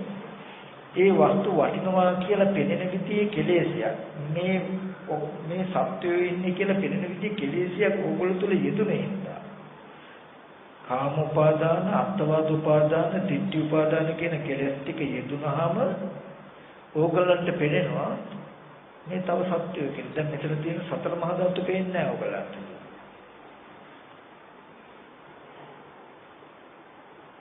තමන් තුල පංච උපාදාන ස්කන්ධ ලෝකය කියලා කියන්නේ තව සත්‍යය පුද්ගලයෝ ඉන්නවා වටිනා දේවල් තියෙනවා කියලා පෙනෙනකම නිර්මාණය වෙනවා ලෝකේ නිර්මාණය වෙනවා. දැන් මේ වස්තු වටිනාකමට පෙන්නනකම සත්ව පුද්ගලකාවයට පෙන්වන කම තමා තුළින් ඇතිවෙච්ච සිද්ධියක් නේද කියලා දර්ශනයක් නැති කෙනාට හිතෙන්නේම මේ වස්තු වටිනවා මේ පුද්ගලයෙම ඉන්නවා කියලා. අනිත්‍ය වෙන ලෝකයේ ඒව විපරිණාම වෙනකොට වටිනා වස්තු විනාශ වෙන දුක් විඳින එක යට නවත්තන්න බෑම. පුද්ගලයා මැරිලා දුකටපත් වෙලා සත්‍යෝ මැරිලා දුකටපත් වෙලා තමන්ට ඇති වෙන දුක වළක්වන්න බෑ. ඔය දුක ඇති කෙරුවේ තමන්ගේ මනසේ මේ වස්තු පුද්ගල භාවයට පෙන්නපු වටිනාකමට පෙන්නපු කෙලෙසිය නිසා කියලා හඳුනාගත්තේ නැති කෙනාට සත්‍ය පුද්ගලය මැරිලා වස්තු විනාශ වෙලා යන දුකෙන් මිදෙන්න කවදාවත් ක්‍රමයක් නැහැ. කියන එක තේරෙනවා. මොකද එහෙමනම් එයාට දැනෙන්නේ සත්‍ය පුද්ගලය ඉන්නවා කියලායි වස්තු තියෙනවා කියලා. එයාට වස්තු නැති වෙලා එන දුක නැති කරන්න නම් වස්තු ටික රකින්න වෙනවා. අද අපි කරන්නේ ඒකනේ. මොකද වටිනා වස්තු තියෙනවා. ඉතින් ওই වස්තු නැති වුණු දුක එන නිසා අපිට දුකෙන් නිදහස් වෙන්න මොකද්ද කරන්න වෙන්නේ? අපිට වටිනවා කියලා තේරෙන වස්තු ටික රැක ගන්න වෙනවා. එහෙම නේද? අද අපිට ලෝකෙට තියෙන එකම ක්‍රමය මේ වස්තු වටිනවා කියලා මට පේනවා නම් මට වටිනාකමට පෙන්න වස්තු විනාශ වෙනොත් නැති වුණොත් දුක එනවනම් මට කරන්න තියෙන එකම ක්‍රමය මොකද්ද? ඒ වටිනා වස්තු විනාශ වෙන්න නොදී රැක ගන්න උත්සාහවත් වෙන එක. මේ ලෝකෙ ඔක්කොමල කරන්නේ ඒක. නමුත් ඒක පුළුවන් එක්තරා සීමාවකට විතරයි. ඒත් අනිත්‍ය වෙන ලෝකෙ අනිත්‍ය වෙනවා. එතකොට දුක එනවාමයි. බුදුරජාණන් වහන්සේ දේශනා කළා වටිනා දේ විනාශ කළ දුක ඔබට එනවනම් ඔය දුකට හේතු හැටියට දකින්න මේ වස්තු වටිනාකමට පෙන්වපු ගතිය කෙලෙසි. එතකොට ඔයගොල්ලෝ වස්තු රකින්න ඕනේ දුක නැති කරන්නේ. ඒ වස්තුව වටිනාකමට පෙන්වපු කෙලෙසි තමන්ගේ මනසට ගෙවුණු දවසට ඒ වස්තුව මොන විදියට විපරිණාම වුණත් දුක එන්නේ. ඒකයි දුක්ඛේ ඥානං දුක්ඛ සමුදය ඥානං දුක්ඛ නිරෝධ ඥානං.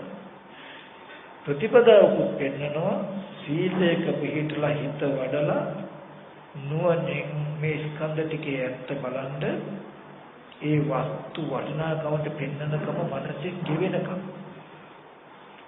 රහතන් වහන්සේ කියලා කියන්නේ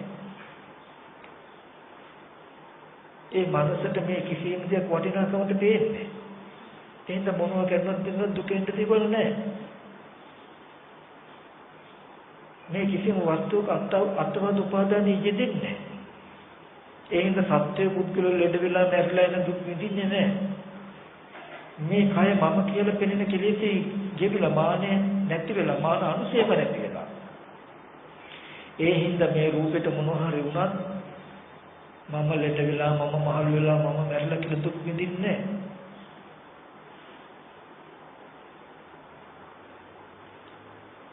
එයා දකිනවා දර්ශනය.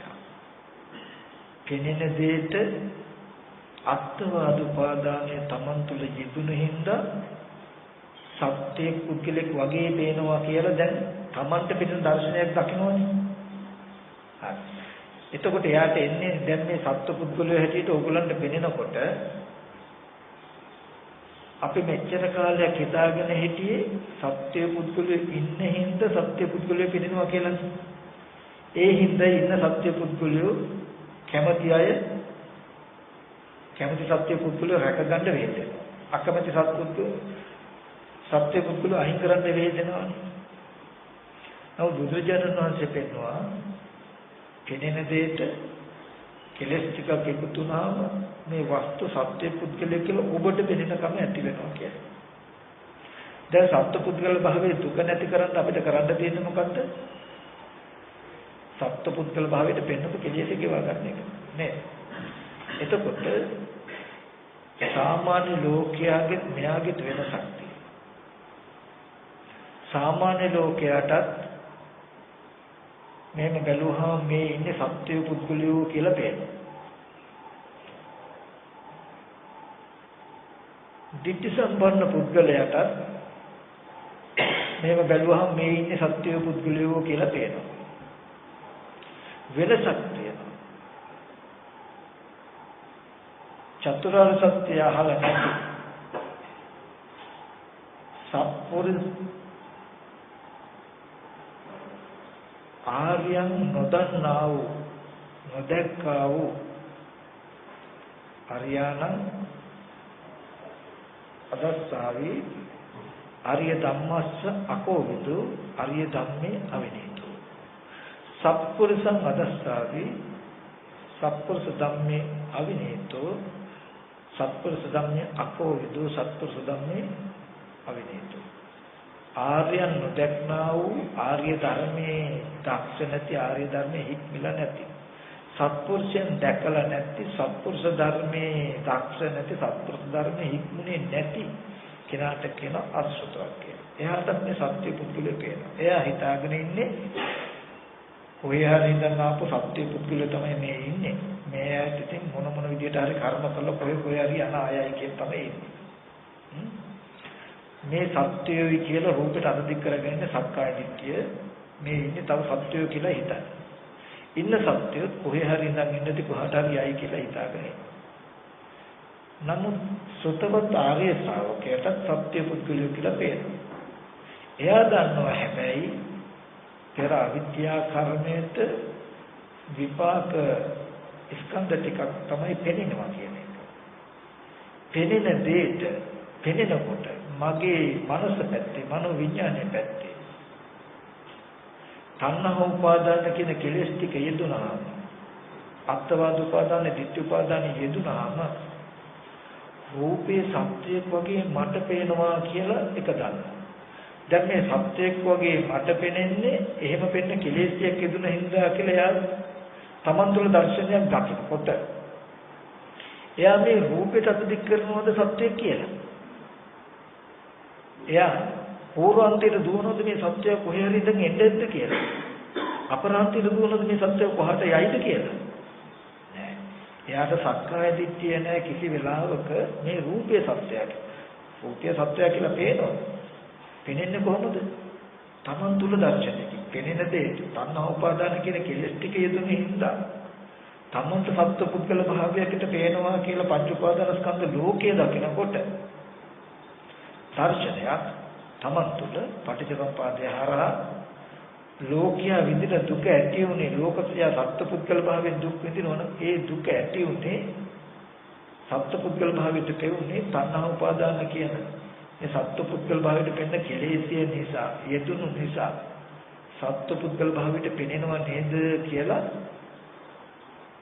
තමන්ව දකිනකොට කිසි වෙලාවක ditthi සම්පන්න පුද්ගලයා මේ රූපයට අදික් කරන්නේ රූපේ සත්‍යය කියලා.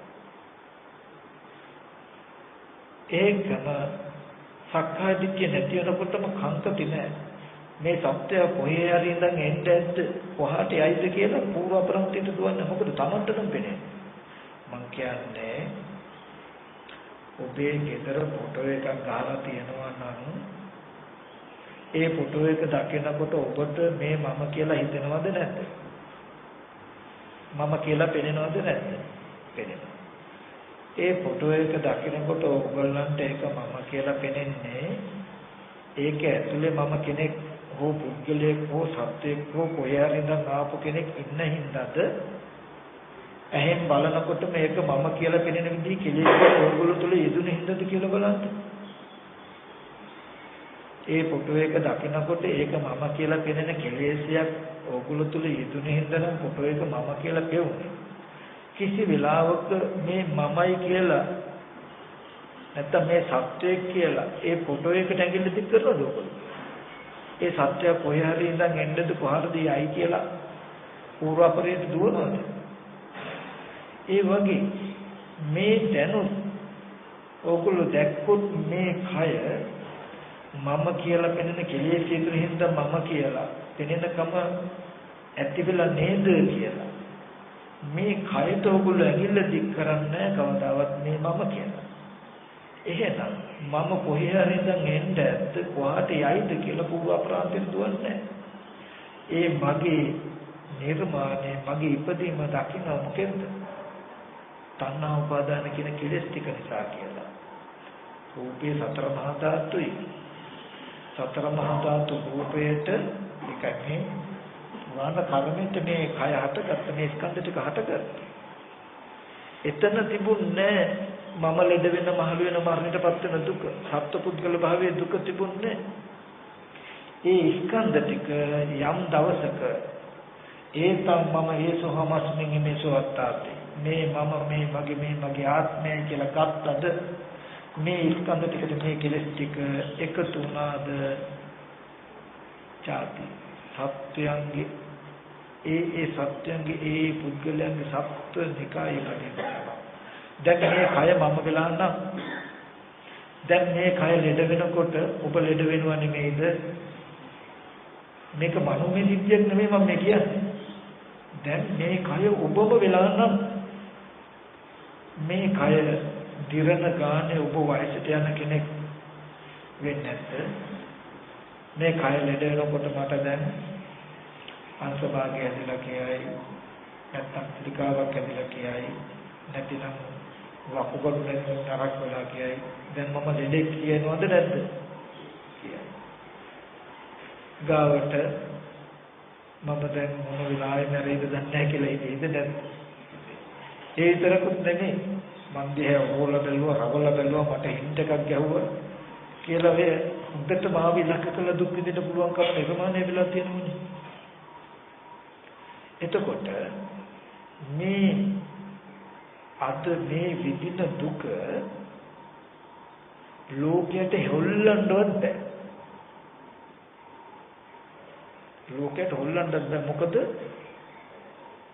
උප්පත්ති වශයෙන් ආපු මට ඉතින් මේ දුක් විඳින්න වෙලා. ඉතින් ඉන්න අපි මිනිස්සු ස්වභාවයක් මිනිස්සු ලෙඩ වෙන එක මිනිස්සු දිරන එක මිනිස්සු මැරෙන එක අපි ඉතින් උපන්නන ජරා මරණයටපත් වෙනවනේ කියන තැනකින් තමයි තියෙන්නේ. එයාට ජරා මරණ නැති කරන්න ක්‍රමයක් නැහැ ලෝකෙට. ජරා මරණ දුක විඳින්නම වෙලා මිසක ජරා මරණ දුකෙන් හෙල්ලෙන්නවත් ක්‍රමයක් නැහැ.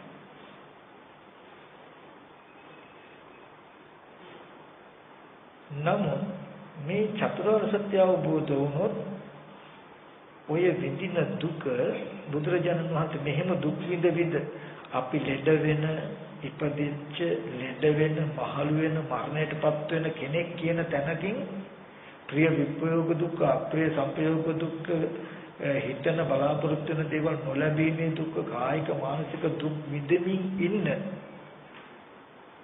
අපි ගාවටයි බුදුරජාණන් වහන්සේ ආවිල්ලා පෙන්නවා ඔය දුක ඇති උනේ කොහොමද කියන එක.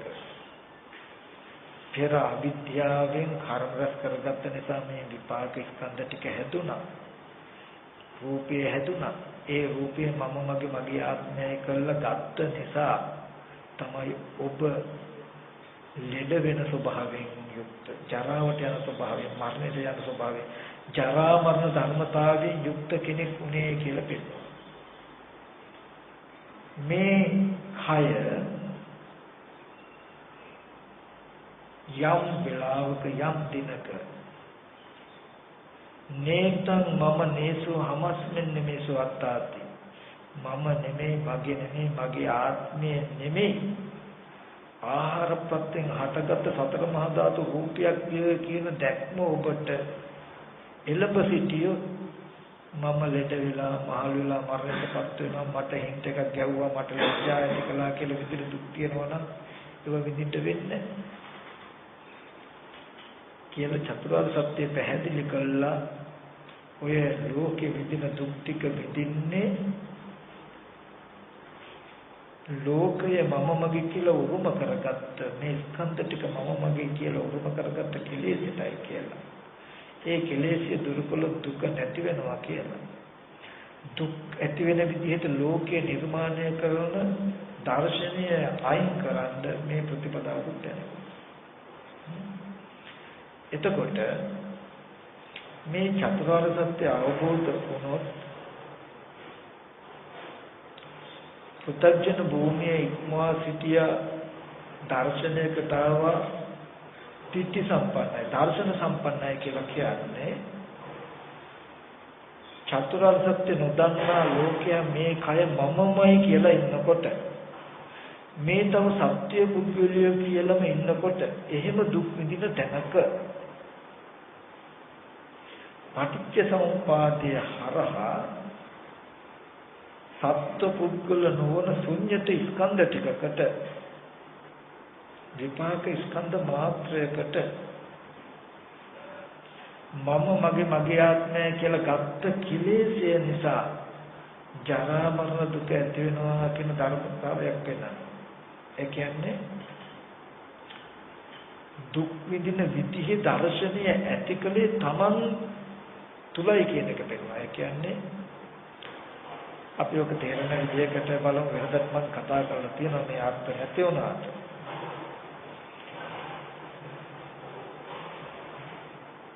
අපි කියමු පන්දහය කියලා ලෝකේ පරිහරණය කරන කඩදාසිය. වර්ණ ගැනීම පොළයක් තිබුණොත් පොඩි ළමයෙකුත් හිටියොත් රහතන් වහන්සේ නමකුත් හිටියොත් අපිත් හිටියොත් එහෙන් බලනකොට මේ වස්තුව පොඩි ළමයාට රහතන් වහන්සේට අපිට දෙන්නේ එක සමානයි. දෙන්න වස්තුව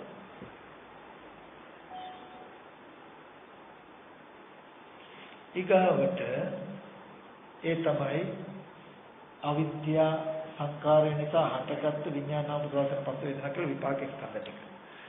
ඔතනින් රහතන් වහන්සේ සුතජන කෙනෙක් ළමයාත් ඔක්කොම එකම තැන. මහණෙනි අවිද්‍යාවගේ වැසීමෙන් තණ්හාවගේ යුක්ත වීමෙන් බාල්‍යගෙත් මෙසේ මේ කය හටගත්තා. අවිද්‍යාවගේ වැසීමෙන් තණ්හාවගේ යුක්ත වීමෙන් පඬිතෙගෙත් මෙසේ මේ කය හටගත්තා. ඔතෙන්ට එනකොට දෙන්නම එකයි. හරිද? කෙනෙකුට අපි භ්‍රමචර්යාව පුරල නැති නිසා අර වස්තුව දකිනකොට එක රුපියල් 5000ක් මේක මෙච්චර වටිනවා නේද කියලා කාම උපාදානිය අපේ මනසේ යෙදෙනවා. දැන් මේ පෙනෙන දේ වටිනවා කියලා දැනෙන්නේ කාටද? අපිට. දැන් රහතන් වහන්සේගේ මනසේ පෙනෙන දේ අරදී වටිනාකම යෙදෙන්නේ. පොඩි ළමයාගේ මනසේ වටිනාකම යෙදෙන්නේ.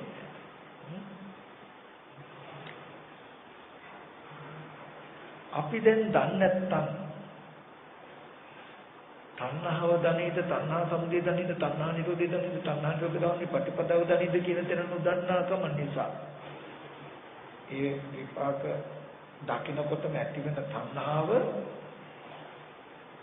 හේතු වෙන උපාදානයට මේ තණ්හාව අර පෙනෙනදී පියල් 5000ක් වටිනවා නේද කියලා වටිනාකමට පෙනෙනකම මනසේ ඇති උනේ කියලා දාන්න නැති වෙනකොට තණ්හා පත්‍ය උපාදාන තණ්හාව ප්‍රත්‍ය වෙන උපාදානයට දක්වා. ඒ කියන්නේ මේ රූපේ වටින්නේ කියන තැනට අපේ මනස වැපත් වෙනවා. දැන් මේ රූපේ වටිනාකමටපත් උනේ තණ්හාව නිසා නේද?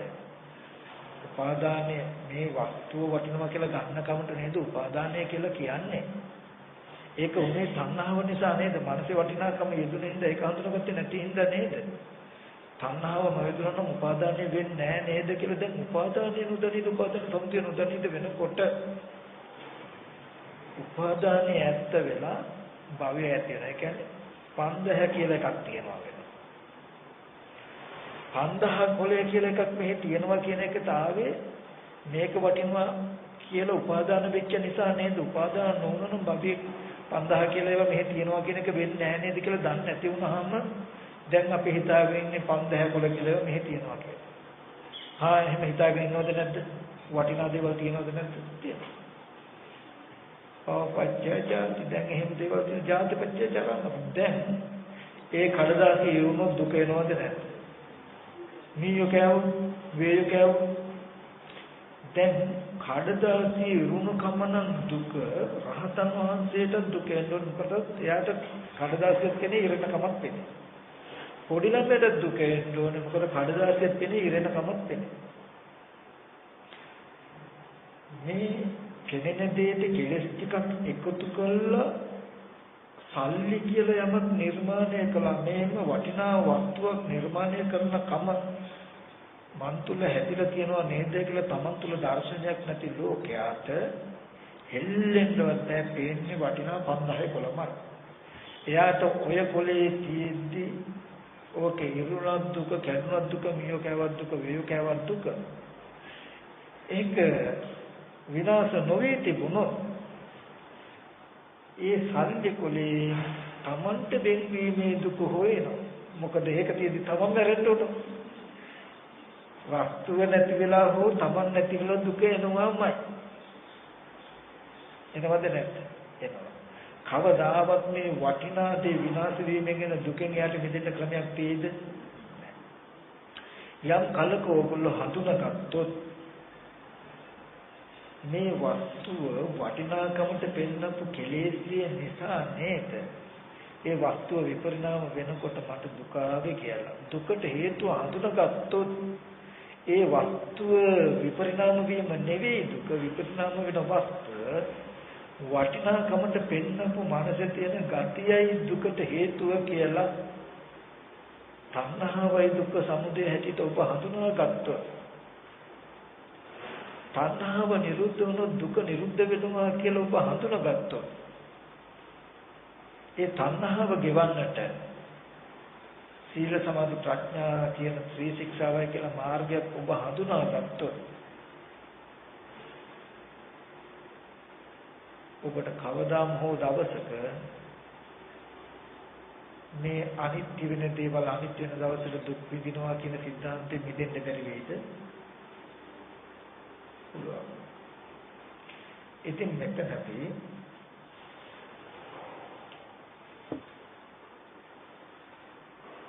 මේ පටිච්චසමුප්පාදේ හරියට ලැබුණොත් චතුරාර්ය සත්‍ය හරියට ලැබුණොත් තමන් තුළ දර්ශනයක් මේ ලෝකයේ නිර්මාණය වෙලා ඒ කියන්නේ පංච උපාදානස්කන්ධ ලෝක කියන්නේ මට පෙනෙනවා මේ සත්‍ය පුදුකල කියලා. දැන් මේ කෝපටික බැරි වෙලා කුඩුපට්ටම් වෙලා ගියොත් මට කෑ ගැහෙයි අනේ මේ මිනිස්සුන්ට මොකද්ද අනේ විනාශ වෙනවා අර මිනිස්සු නරනවා කියලා කෑ ගහයිද නැද්ද? කෑ ගහ. මොකද මට එහෙම පෙනෙන නිසා මම ඒක දන්නවා නම් ඒ කරුණාවෙන් මෙතනද පුද්ගල භාවය පවත්වන අවිද්‍යාව කියලා දන්නේ උදව් කරනවා. නමුත් තමන් පිච්චෙන දුක් වෙන්නේ නැතුව මට එහෙම පෙනෙනවා නම් දර්ශනයක් මේ පංච උපාදානස්කන්ධ ලෝකය කියලා සත්ත්ව පුද්ගල භාවයේ දුක උපදින විදිහට මන් තුල කෙලෙස් නිසා දැක්මක් ඇති වෙලා කියලා පෙවුනොත් ඔය දර්ශනය හරි කියලා දැනගන්න තියෙන තමන්ට තියෙන සාක්ෂි ටික තමයි රූපේ සත්‍යය කියලා ඇඟිල්ල දික් කරන්න තමන්ට සුදුසු නෑ කියලා තේරෙනවා. මේ රූපේ සත්‍යය කියලා පෙනෙනකම මට නම් වෙන්නේ රූපේට සත්‍යය කියලා ඇඟිල්ල දික් කරන්න සුදුසුද? එන මේ සත්‍යය කොහෙන්ද එන්නද කොහාට යයිද කියලා අහන්න සුදුසුද? එයා දුක නැතිකරන්න වෘත සමාදන් වෙන්නේ දුක නැතිකරන්න සීල් රකින්නේ සීලපත පරාමාසත් ඇයි එයා දන්නවා දුක ඇතිකලේ මේ කෙලෙස් නිසා කෙලෙස් නැතිනම් දුක නැති වෙනවා කියලා දන්නවා මිසක දුක නැති කරන්න ක්‍රම හොයනවද? මොකද දුක ඇති කරපු කෙලෙස් නැති නොකොට වෙන වෙන ක්‍රම තියෙනවද දුක නැති කරන්න?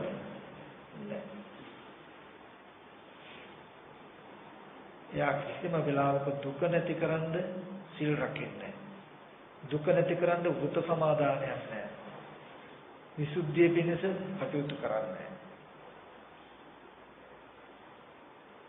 යම් කිසි කෙනෙක් දුක නැති කරන්න සීල සමාධි ප්‍රඥා වඩනවා නම් ඒ දර්ශනයක් නැති කෙනෙක්. එයත් සීලබ්බත පරාමාසයෙන් යුක්තයි. සමහර අය ඉන්නවනේ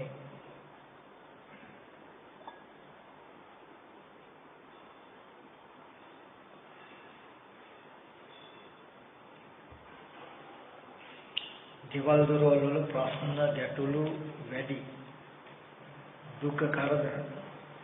ඉතින් දුකෙන් නිදහස් වෙන්න දුකෙන් බේරලා යන්න එයා දන්න ක්‍රමය තමයි බෙල්ල වල දාගන්න. කෝච්චියට පයි.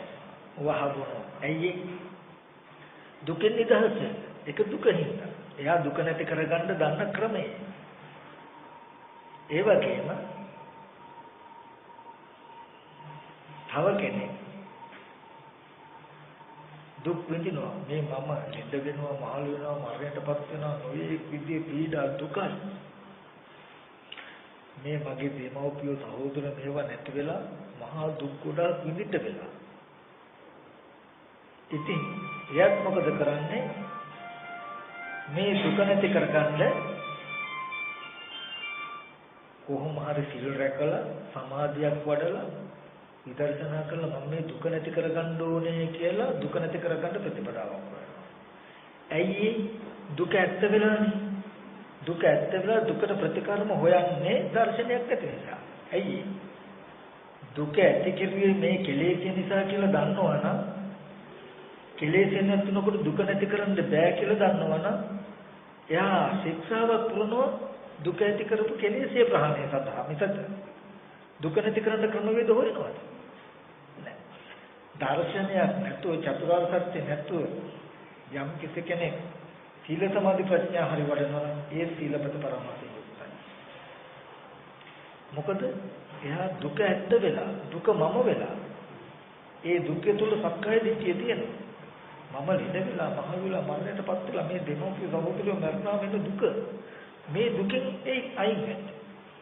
ওই දුකටපත් කලේ මේ කය මම කියලා පෙන්නලා මේ සත්‍ය පුද්ගලෙක් කියලා පෙන්නපු කෙලෙස් නිසා නේද කියලා දර්ශනේ නැහැ.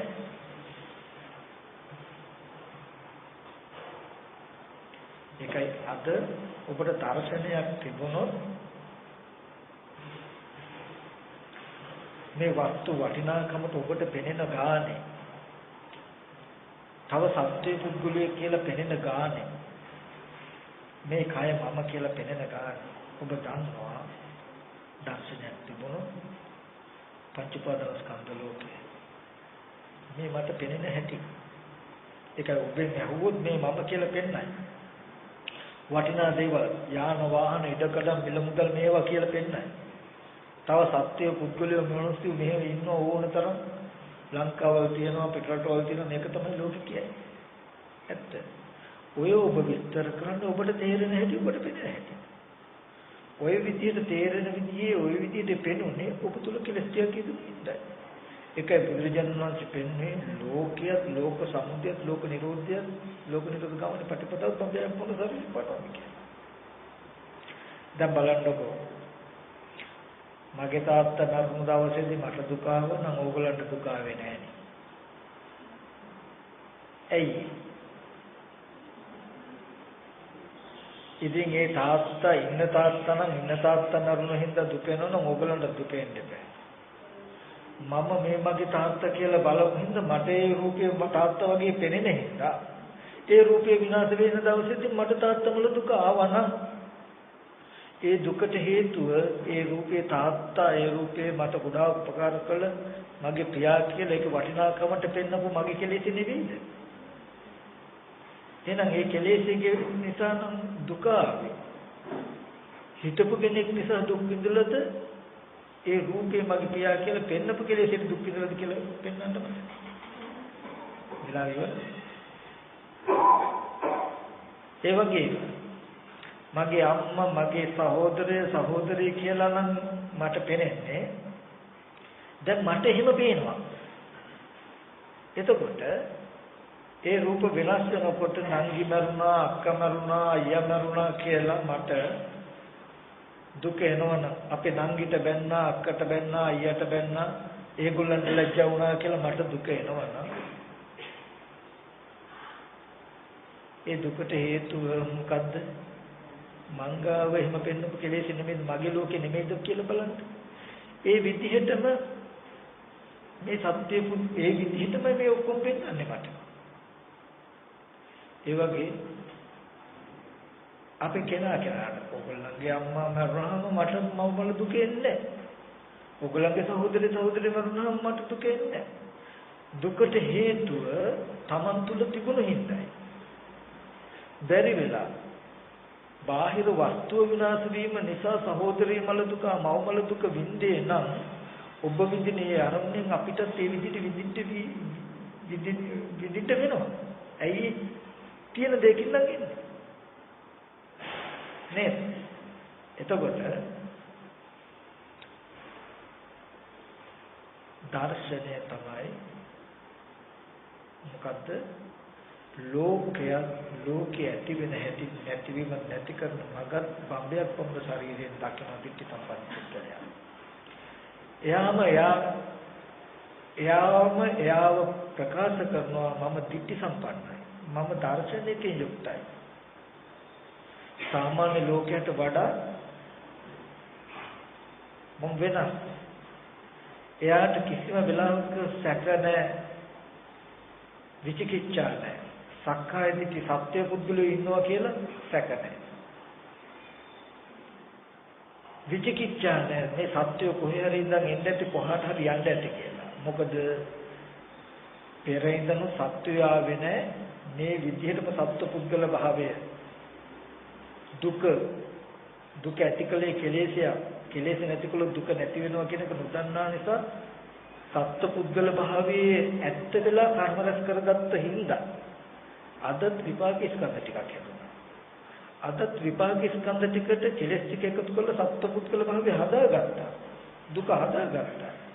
අද මේ සත්‍ය පුද්ගල භාවයේ දුක හැදුවේ කෙලෙස් එකට කෙලෙස් නැතිකල සත්‍ය පුද්ගල භාවය නැති වෙනවා කියලා දන්නේ නැතුව සත්‍ය පුද්ගලයෙම ඉන්නවා කියලා සත්‍ය පුද්ගල භාවයෙන් කටයුතු කළොත් අදත් අවිද්‍යාවෙන් කර්ම රැස් වෙලා ආයෙත් ඉපදෙනවා. ප්‍රතිසන්දෝෂේ විඥානේ පැමිණෙනවා. එදාට කෙලෙස් ටිකකට සත්‍ය පුද්ගල භාවයේ තබල දුක හදා ගන්නවා. එදාට ශාස්ත්‍ර මහන්සේ නමක් හම්බුනේ නැත්නම් දුක්ඛේ ඥාන දුක්ඛ සමුදය ඥාන දුක්ඛ නිරෝධ ඥාන කියලා දෙන්න. එදාට දුක්ඛේ ඥාන දුක්ඛ සමුදය ඥාන දුක්ඛ නිරෝධ ඥාන දුක්ඛ නිරෝධ ගාමී ප්‍රතිපදාවේ අඥාන කියන අවිද්‍යාවෙන් කර්ම රැස් වෙනවා. කියලා මේ සංසාර චක්‍රය වෙනවා. මේක කෙලවරක් නැහැ කියලා. එතකොට අද අපිට පුළුවන් මොනොත් දුක්ඛේ ඥාන මේ ලෝකය දුක් විඳින එක ගැන නුවණක් හදා ගන්න. සත්‍ය පුද්ගල ජරා මරණ ශෝක පරිදේ දුක්ඛ දෝමන සුපායාසයක් ලෝකය විඳින මේ සත්‍ය පුද්ගල භාවයට වටිනාකමට ලෝකයේ පෙන්නපු හදපු කෙලෙස් නිසා නේද කියලා දුක ඇති කරපු හේතුව Tamanට දකින්න පුළුවන් වුණොත් එයා දකින්නේ දර්ශනයක් Taman තුල කෙලෙස් ඉදිරි නිසා මේ ලෝක නිර්මාණය කියලා දකිනකොට දර්ශනයක් අනිත් පුතජන භූමියක්ම හිටියා අනිත් කෙනා මේ සත්‍යයමයි පුද්ගලයමයි වටිනාමයි කියලා දකිනකොට මේ කෙලෙස් නිසා මේ ලෝක නිර්මාණය කළා කියලා මෙහෙම පෙනෙනකම නිර්මාණය කළා කියලා දකිනවා. එතකොටම මේ කෙලෙස්ය ගෙවන ගත්තොත් දුක නැති වුණ හැකි මේ ප්‍රතිපදාව ගන්නවා. අවිද්‍යාව නැ විද්‍යාව ඉපදිලා. හැබැයි එයාට ආශ්‍රව ඉතුරු. ආශ්‍රව කියලා කියන්නේ මේ දර්ශනේ නොදන්නා කාලේ මේ පෙරෙන්දී සත්‍ය කියලා අසුරු කරපු හුරුව තියෙනවා. දර්ශනේ මතක් වුණොත් එතකොට යන්නේ ඇත්තටම මේ මට පේනව නේද කියන එක මතක් වුණොත් යන්නේ අමතක වෙච්ච ගම තාම සත්‍ය පුදුවේ කැටිට ගනුදෙනු කරනවා. මේ වස්තු වටිනාකමට පෙන්වන කමින්ද මට වටිනවා නේද කියලා දර්ශනයක් තියෙනවා. අමතක වුණොත් ඒ වස්තුව වටිනවා කියන තැනකින් කටයුතු කෙරෙනවා. බැරි වෙලා හරි අරක මතක් වුණොත් අර අල්ලන වේගය නතරයි. ආශ්‍රයක්ෂය කරනවා කියන්නේ හැබැයි මේ හුරුව ගෙවන්න තියෙන්නේ සීලයක පිටලා හිත වඩ මේ දර්ශනෙම පෙන්වන්න ඕනේ. දුක්ඛේ ඥාන දුක්ඛ සමුදය ඥාන මේ විදිහට වටිනාකම පෙන්වන්නේ මේ කෙලෙස් නිසා නේද කියලා පෙන්වන්න ඕනේ. සත්‍ය පුද්ගල භාවයට පෙන්වන්නේ මගේ කෙලෙස් නිසා නේද කියලා. එහෙම පෙන්වන්න හයිය නැත්තම් ඒ සතිපට්ඨාන වල. සතිපට්ඨාන දැන් මේ දර්ශනය අහගත්ත කෙනා සතර සතිපට්ඨානේ වඩන්න විතරමයි කායानुපස්සන වඩන්න විතරමයි යෝනි චතුරාර්ය සත්‍ය අවබෝධ වෙනවා. යා කරන්නේ මොකද? ඉති රූපං ඉති රූප සමුදය ඉති රූප තත්තං මොච්චරයි බලන්න. ඒ කිව්වේ දැන් දර්ශනයෙන් අහගන්න හම්බුනේ මේ රූපය සත්‍ය පුද්ගලෙක් නොවන අනාත්මදී මගේ කෙලෙසයකට පුද්ගල භාවයට පෙන්නලා මේ දුක ඇති කළා නේද කියලා. මෙයා දැන් රූපය බලනවා. දැන් අහගත්තට තාම පේන්නේ නැහැ කියන්නේ. පේන්නේ. එයා ඒ හින්දා සතිපට්ඨාන වල. මේ රූපය පඨව්‍යාපෝ තේජෝ වායු කියලා සතර මහා ධාතුවේ කන ගුණ ආහාර නිසා හැදෙන ආහාර නැති වෙනකොට නැති වෙනවා කියලා ඔහොම බලබලා ඉන්නකොට ටික දවසක් යනකොට සුවක්ඛාතෝ භගවතට භාගතුනාසේ මනාකොට දේශනා කළා තියෙනවා. ඇත්තනේ රූපේ සතර මහා ධාතුවේ කන ගුණ ආහාරයෙන් හැදෙලා තියෙන ආහාර නැති වෙනවා නම් ඒ බඳු රූපයක් කියන තැන පුද්ගල භාවයට මට තමයි පෙන්ලා තියෙන්නේ කියන එක එයාට ඔප්පු වෙලා ගියා. සත්‍ය පුද්ගල භාවයට පිටපු දුකක් තිබුණා නම් ඒ මේ රූපේ සත්‍ය පුද්ගල භාවයට පෙන්නු කෙලෙස් නිසා නේද කියලා ඔප්පු වෙලා පෙනෙනවා මේ ප්‍රායෝගික වැඩ පිළිවෙල. ඇයි අභ්‍යන්තර සම්මර්ෂණය කළා බලනකොට මෙතන තියෙන්නේ මෙහෙම ස්කන්ධ ටිකක් නම් එහෙනම් මේක කෙනෙක් හැටියට පෙන්නලා දුක ආපු සිද්ධාන්තේ තමන්ගේ පැත්තේ තිරිච්ච වරදක් කියන කොප්පුල සතිපට්ඨානේ වඩන්නේ චතුරාර්ය සත්‍ය අවබෝධයෙන් දුකයි දුක්ඛ සමුදය දෙක අවබෝධ වෙයි. නිරෝධයයි. එහෙම නැත්නම් කෙත්ලොම් නියත සම්මස්තියන්නේ පටවි කොටස්. පිටින් කරව කියන්නේ ආපෝ කොටස්. දවන් තවන දිරවන ස්වභාවිකයන් තේජෝ හැමද බිමෙන් හැකිලෙන් කියන වායස් කොට. මේ රූපය පැවැත්ම වෙන්නේ මහ භූත හතරෙන් නේද කන බුන ආහාර නිසා හැදෙනව නේද කියලා. සිහි වෙන හැම රූපයකම රූපයේ උදේ වැය වෙන රූපයේ ත්‍ෘප්ති උදේ වැය දෙන්නකොට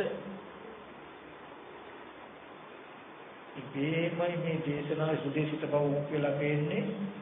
ඇත්ත නේනම් මේ රූපයක් තියෙන තැනක පුද්ගල භාවයකට පෙනීම නිසා දුකක් විඳනනම් ඒ දුක ඇවිල්ලා තියෙන්නේ මේ රූපය පුද්ගල කියලා පෙන්න කෙලෙස් නිසා නේද කියන උත්තරේ Tamanටම ලැබෙනවා. ඇයි පුද්ගල භාවය පතිත වෙච්ච ස්කන්ධයේ ඇත්ත පෙන්නකොට එතන නැත්තම් ඒක කෙනෙක් කියලා පෙන්නපු දුක විඳනනම් ඒක කෙලෙස්යකට නේද කියලා දුක සමුදයත් එක්ක ඉබේම තේරෙනවා. ඒක සතිපට්ඨානේ වඩනකොට චතුරාර්ය සත්‍ය අවබෝධ වෙනවා. ඒක වෙන්නේ හැබැයි මේ දර්ශන ඉගෙනගත්ත කෙනාට චතුරාර්ය සතිපට්ඨානේ මාර්ග සත්‍යයයි.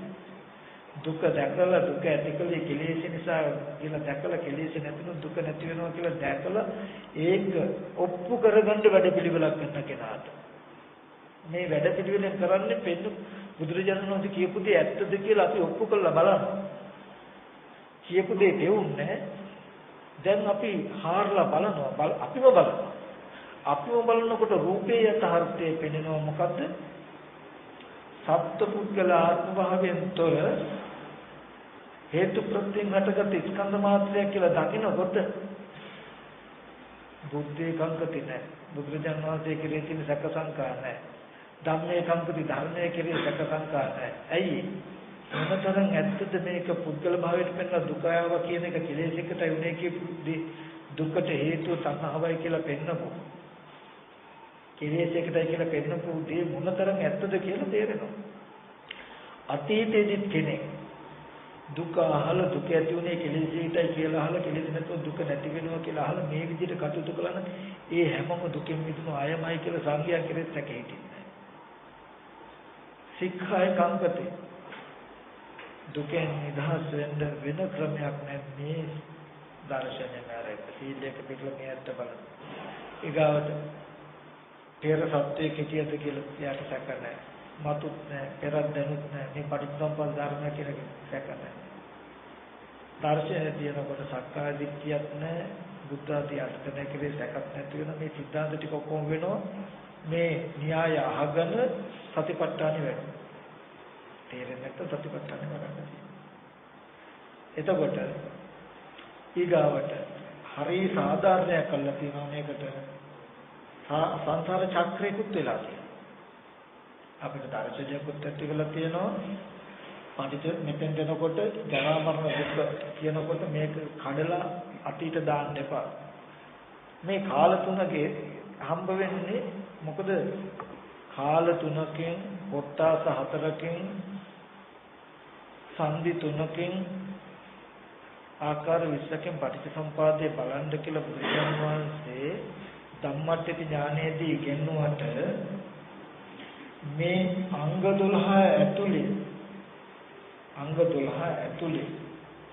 කාල 3යි සංදි 3යි කොටස් 4යි ආකාර 20යි බලන්න කියලා පෙන්නලා නැහැ. මේ කාරණා ටිකක් පෙන්නලා 20 ආකාර න්‍යායක් දීලා කොටස් 4කින් කාල 3කින් සංදි 3කින් ආකාර 20කින් පටිච්චසමුප්පාදං ඥානයි පටිච්චසමුපාදයේ ධනෙ කියලා දන්නවා ඥාතට්ඨේ ඥානං පජානවට්ඨේ පඤ්ඤා කියලා පෙන්නනවා මිසක මේ 12 ඇතුලේ බලන්න කියලා කොහොමද පෙන්නලා නැහැ. අපි ගොඩාක් දෙනෙක් කවදා හරි කවුරු හරි මේක විනිශ්චය කළ කෙනෙක් හරි අව්‍යක්තව තමයි මේක විනිශ්චය කළා තියෙන්නේ. 20 ආකාර පරියාය 12 ආකාර පරියායට බහලන්න ගිහිල්ලා මේ වැරද්ද වෙලා තියෙනවා. කිසි වෙලාවක තව පරියායකට බහලන්න බෑ. හැබැයි 20 ආකාර පරියායෙන් පෙන්වපු අර්ථයම මේ 12 ආකාරවලට දෙන්නේ. මේ පරියායෙන් කියපු අර්ථයම අර පරියායෙම දෙන්නේ. අර්ථය සමාන වෙන්නට ඕනේ පරියායක් දෙක. එතකොට මෙතනදී පෙර අවිද්‍යා සංඛාර නිසා ඔන්න හේතු විඥානාම උදාහරණ පස්ස වේදනා කියනකොට හේතුඵල සම්පත මේ විපාක ස්කන්ධ ටිකට කෙලස් ටික ඇති කළාම පුද්ගල භවයේ විපාකයක් කරගන්න මේ දෙකම ඵලයක් අද දුක්ඛ අඥාන දුක්ඛ සමුදය අඥාන දුක්ඛ නිරෝධය අඥාන වෙනකොට මේ ඵලය අප හේතුවක් කරගන්න ඵල හේතු සත්‍යයක් වෙනවා ආයත් මේ හේතුව නිසා ආයත් ඵලයක් හට ගන්නවා ඵලයට කෙලස් ටික එකතු කළා ආයත් විපාකය කියන්නේ ස්කන්ධ ටිකකින් විතර නෙවෙයි ස්කන්ධ කෙලස් දෙකම එකතු වෙච්ච තැනට ගන්නවා විපාකය මේක ස්කන්ධ ටිකේ විපාකය මේක පුද්ගල භාවයේ විපාකය එතකොට දැන් මේ විපාකය කියන්නේ ඵලයක් නැතනකොට මේ දුක්ඛේ අඥාන දුක්ඛ සමුදය අඥාන නිරෝධය අඥාන කියන අවිද්‍යාව ඵලය ආපහු හේතුවක් කරගෙන අපි අවිද්‍යාව එතකොට මේක පෙරින්දන් දැන් ආපු හැටි දකින්න පෙරින්දන් දැන් ආපු හැටි දැන් කෙලස් ටික එකතු කරලා දුක ආපු හැටි කියලා හේතු ඵල සංජය දකින්න අද දුක දුක ඇතිවීම නැතිවීම දකින්න බැරි වුණොත් ඵල හේතු සංජය අදා විද්‍යාවෙන් කර්ම රැස් කරගන්නවා කියලා ඵල හේතු සංජය දකින්න අදා විද්‍යා සංකාර තිබුණු නැවතත් මේ විඥානයේ ප්‍රතිසන්දි වශයෙන් දැසගෙන මේ වගේ විපාක ස්කන්ධ ටිකක් හදායි කියලා හේතු ඵල සංජය ආපහු දකින්න මේ විදිහට දකිනකොට පුරුපන්තේ කංකති අපරන්තේ කංකති යනවා. එහෙම නැතුව මේ අංග 12 ඇතුළේ කාලතොට කඩන්න එක. මේක මෙහෙම පෙන්නු හැකියි. මේක එක කොටසක්. හරිද? මේ දිගම දෙවෙනි කොටස. මේක අපහු තුන්වෙනි කොටස. මේක අනාගතයට හතරවෙනි කොටස. සංදිත් තුනයි. හේතුඵල සංදි ඵල හේතු සංදි ආපහු හේතු ඵල සංදි තුන් කාලෙම අහු වෙන විදිහට තියෙනවා. එහෙම මිසක අංග 12 ඇතුලේ මෙහෙම කඩන්න බෑ. එහෙම වුණොත් කර්ම විපාක විතරයි කෙලස් එකක් නැති වෙනවා. මේ අවිද්‍යා සංඛාර සංහව උපාදාන කියන ධර්මතා ටික ධම්මට්ටි ඥානේ පුරිම කම්ම බවස්මින් කියලා මෝහ අවිජ්ජා ආයෝන සංකාර නිකාන්ත තම උපගමන උපාදාන චේතනා බහුව කියලා ඒ ටික පෙන්නලා මෙතන වර්තමාන ඵල පහට විඥානාම සලයන් පස්සේ වේදනා කියලා පෙන්නලා වර්තමාන ඵල පහට වර්තමාන හේතු පහක් අද අවිද්‍යා සංකාර තණ්හා උපාදාන නිසා කියලා හැදෙනකොටම අපි හිතාගෙන ඉඳලා තියෙන්නේ මේ තණ්හා උපාදාන බව කියන ටික තමයි ඒ කියන්නේ. එමේ තියෙන අවිද්‍යා සංකාර කියන්නේ.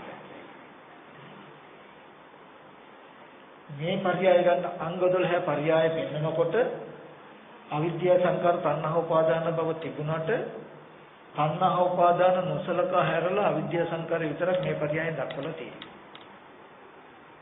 මොකද අවිද්‍යා සංකාර තමයි ප්‍රධාන කාරණාව තණ්හා උපාදාන කියන ටික කෙලෙසයක්.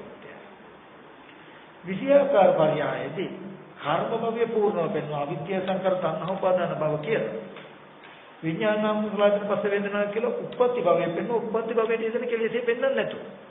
ඒ පර්යායයෙන් විපාකයේ කෙලෙස් පෙන්වන්නේ නැහැ. මේ පර්යායයෙන් කර්මෙට තියෙන කෙලෙස් පෙන්වනවා. මේ පර්යායයෙන් පෙන්වන්නේ නැති. නමුත් මෙතනදී කර්ම ටිකට තණ්හා උපාදාන කියන කෙලෙස් තියෙනවා. විපාකයට තණ්හා උපාදාන කියන කෙලෙස් තියෙනවා. මේ කෙලෙස් පුත් දෙපැත්තකින් යෙදෙනවා. හැබැයි දෙක අර්ථ දක්වන ක්‍රම වෙනස්. ඒක මේක ටිකක් ඕගලන්ට හිතන්න බෑ.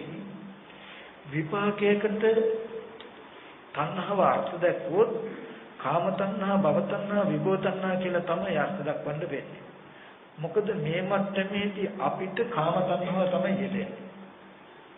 රූප භව මට්ටමේ විභව තණ්හාව යෙදෙන්නේ. අරූප භව තණ්හාව යෙදෙන්නේ. අරූප භව මට්ටමේ විභව තණ්හාව යෙදෙන්නේ. මේ උපාදානයේ විපාකයකට උපාදානයේදී කාම උපාදාන, ditthි උපාදාන, අත්වාද උපාදාන, සීලබ්බත උපාදානයි කියලා යෙදෙන්නේ. විපාකයේදී මේ භවය උප්පත්ති භවය, කාම භවය, උප්පත්ති භවය, රූප භවය, උප්පත්ති භවය, අරූප භවය, උප්පත්ති භවය කියලා උප්පත්ති භවය යන ගණයට යනවා. ඊට පස්සේ කර්ම භවයේදී අවිද්‍යා සංකාර තණ්හා උපාදාන භව කියන තැනක අවිද්‍යාවෙන් හටගත්ත කර්ම නිමිත්තකට තණ්හාව වේදෙනවා. ඒ හින්දා ප්‍රතිසන්දියට යනකොට විපාකයේ වෙනසක් තියෙනවා. කර්ම නිමිත්තට තණ්හාව වේදෙනවා. කර්ම භවයේ යෙදෙන තණ්හාව හඳුන්වන්නේ නිකාන්ති තණ්හා කියලා. සතුට වෙන ගතිය විතරයි. උපාදානය හඳුන්වන්නේ උපගමන උපාදානම් කියලා. මේ කාම උපාදානය ඇටියට කාම තණ්හාව ඇටියට විස්තර කරන්නේ සතර උපාදානය විස්තර කරන්නේ නැහැ. එතන තණ්හා උපාදානය විස්තර කරන්නේ නිකාන්ති තණ්හා උපගමන උපාදානම් කියලා. භවයේ පෙන්වන්නේ කර්ම භව ඇටියට චේතනා භව කියලා. අපි දැන් අද බලන විදිහට භව දෙකක් හම්බෙන්නේ නැහැ අපිට. දැන් අද බලපු විදිහට මෙච්චර කාලයක් බලපු විදිහට විපාක ස්කන්ධ දෙක තණ්හා උපාදාන කියලා කර්ම භවය මිසක උපපති භවයක් හම්බ වෙනවද අපිට? භවයේ දෙකට බෙදනවානේ. කර්ම භවය උපපති භවය කියලා දෙකක් බෙදනවානේ. එතකොට මේක කර්ම භවය වුණු උපපති භවය. විපාක ස්කන්ධ ටිකකට කෙලෙස් එකතු වුණාම උපපති භවය හැදෙනවා. ඒ නිසායි පුද්ගල භව ඉපදීම ජාති ජරා මරණ. මෙතන දක්වා බව ජාති. ආයත ඒ ටික නොදන්නා කම නිසා අවිද්‍යාවෙන් කර්ම භව හැදෙනවා. අවිද්‍යා සංකාර තණ්හා උපාදාන භව කියනකොට ඒක චේතනා මට්ටමේ තියෙන භවය. අවිද්‍යා සංකාර තණ්හා උපාදාන භව කියන කර්ම භව මට්ටමේ තියෙන අංග පහනිසයි මේ විඥානාත්මක වචන පස්ස වේදනා ගෙටි ලෝකෙට හඳුනා ගන්න බැරි වෙලා තියෙන දේ තමයි විපාක ටිකකටත් කෙලෙස් දෙන්න පුළුවන්, කර්මයකටත් කෙලෙස් දෙන්න පුළුවන් කියන ටික. විපාකයකට කෙලෙස් දෙතුණු විපාකයේ වෙනස්කමක් වෙනවා මිසක ඒක කර්ම වෙන්නේ නැහැ. මේ විපාක ස්කන්ධයකට කෙලෙස් දෙතුණු හින්දා තමයි මිනිස්යන්ගේ, දෙවියන්ගේ, බ්‍රහ්මයන්ගේ වෙනස තියෙන්නේ. විපාක ස්කන්ධ ටික සමානම දෙවියොත් එකයි, බ්‍රහ්මයොත් එකයි, මිනිස්සුත් එකයි වෙන්නේ. මේ විපාක ටිකට කෙලෙස් ටික එකතු කළොත් තණ්හාව කාම තණ්හාවම භවයේ කාම භවය වෙනවා. විපාක ස්කන්ධ ටිකට තණ්හාව භව තණ්හාව වුණ භවයේ තණ්හාව භව නේ. උපපති භවයේ රූප භවය වෙනවා. මේ වේදනා ටිකට විභව තණ්හාව එකතු වුණ අරූප භවය වෙනවා. කාම භවයේද රූප භවයේද අරූප භවයේ කියලා උපපති භවයේ තුන් ආකාරයි. හරිද? මේ කර්මයක් වෙනස් වෙනවා. කාම භවයේ, කර්ම භවයේ, රූප භවයේ, කර්ම භවයේ, අරූප භවයේ, කර්ම භවයේ කියලා. මේ තුන් දෙනාම මෙතන කර්මය වෙනස් කරන්නේ තණ්හාව කියන කෙලෙස නිසා. මෙතන රූප භවයේ උපපති භවය වෙනස් කරන කෙලෙස. අපි කියමු අවිද්‍යාව පත්‍ය සංකාර. අවිද්‍යාවෙන් හටගන්න කර්ම ගත්තාම කුසලයක් ගන්න. අලෝභ අධේශ අමෝහ කියන කුසල. මේ අලෝභ අධේශ අමෝහ කියන කර්මය නිසායි මිනිස්සු උපදින්නේ, දෙවියෝ උපදින්නේ, ත්‍ක්කෝ උපදින්නේ. මේකට කෙලෙස් අපි නොයතුනේ නම් ඔක්කොම එකම මට්ටමේ වෙනවා. ඔක්කොම අලෝපද්‍ය සමහරයි. නමුත් මනුෂ්‍ය මට්ටමේ උපදින කර්මයක්ද දෙවියෙක් කියලා උපදින කර්මයක්ද බ්‍රහ්ම විදිහට උපදින්නේ මේ කර්ම නිමිත්තට කියන එක තියෙන කර්ම නිමිත්තට තියෙන තණ්හාවක්. මේක එච්චර දුරකට යන්න ඕනේ. නමුත් හිතන්න දේවල් ගොඩක් ඕගොල්ලන්ට තියෙයි කියන එක මතක් කරනවා. මම මේ කියපු දර්ශන ටිකක් කර තේරෙන්නේ. මේ දර්ශනයේ තේරුම දර්ශනය කියලා කියන්නේ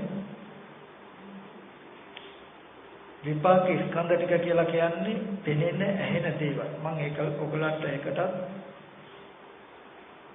නිදසුනක් දෙන්නම්. මේ නිදසුන සන්තකේ තබා ගන්න හැම ආයතනයකටම ආදේශ කරන්න. නොදන්නා භාෂාවකින් ඕගොල්ලන්ට කවුරු හරි දෙයක් කිව්වොත් හෝ බැන්නොත් හෝ මොන හරි දෙයක් කිව්වොත් සත්‍ය ඇහෙනවද නැද්ද? සෝතම් පටිච්ච සද්දේච උපජ්ජති සෝත විඥානං තින්න සංගති පස්ස.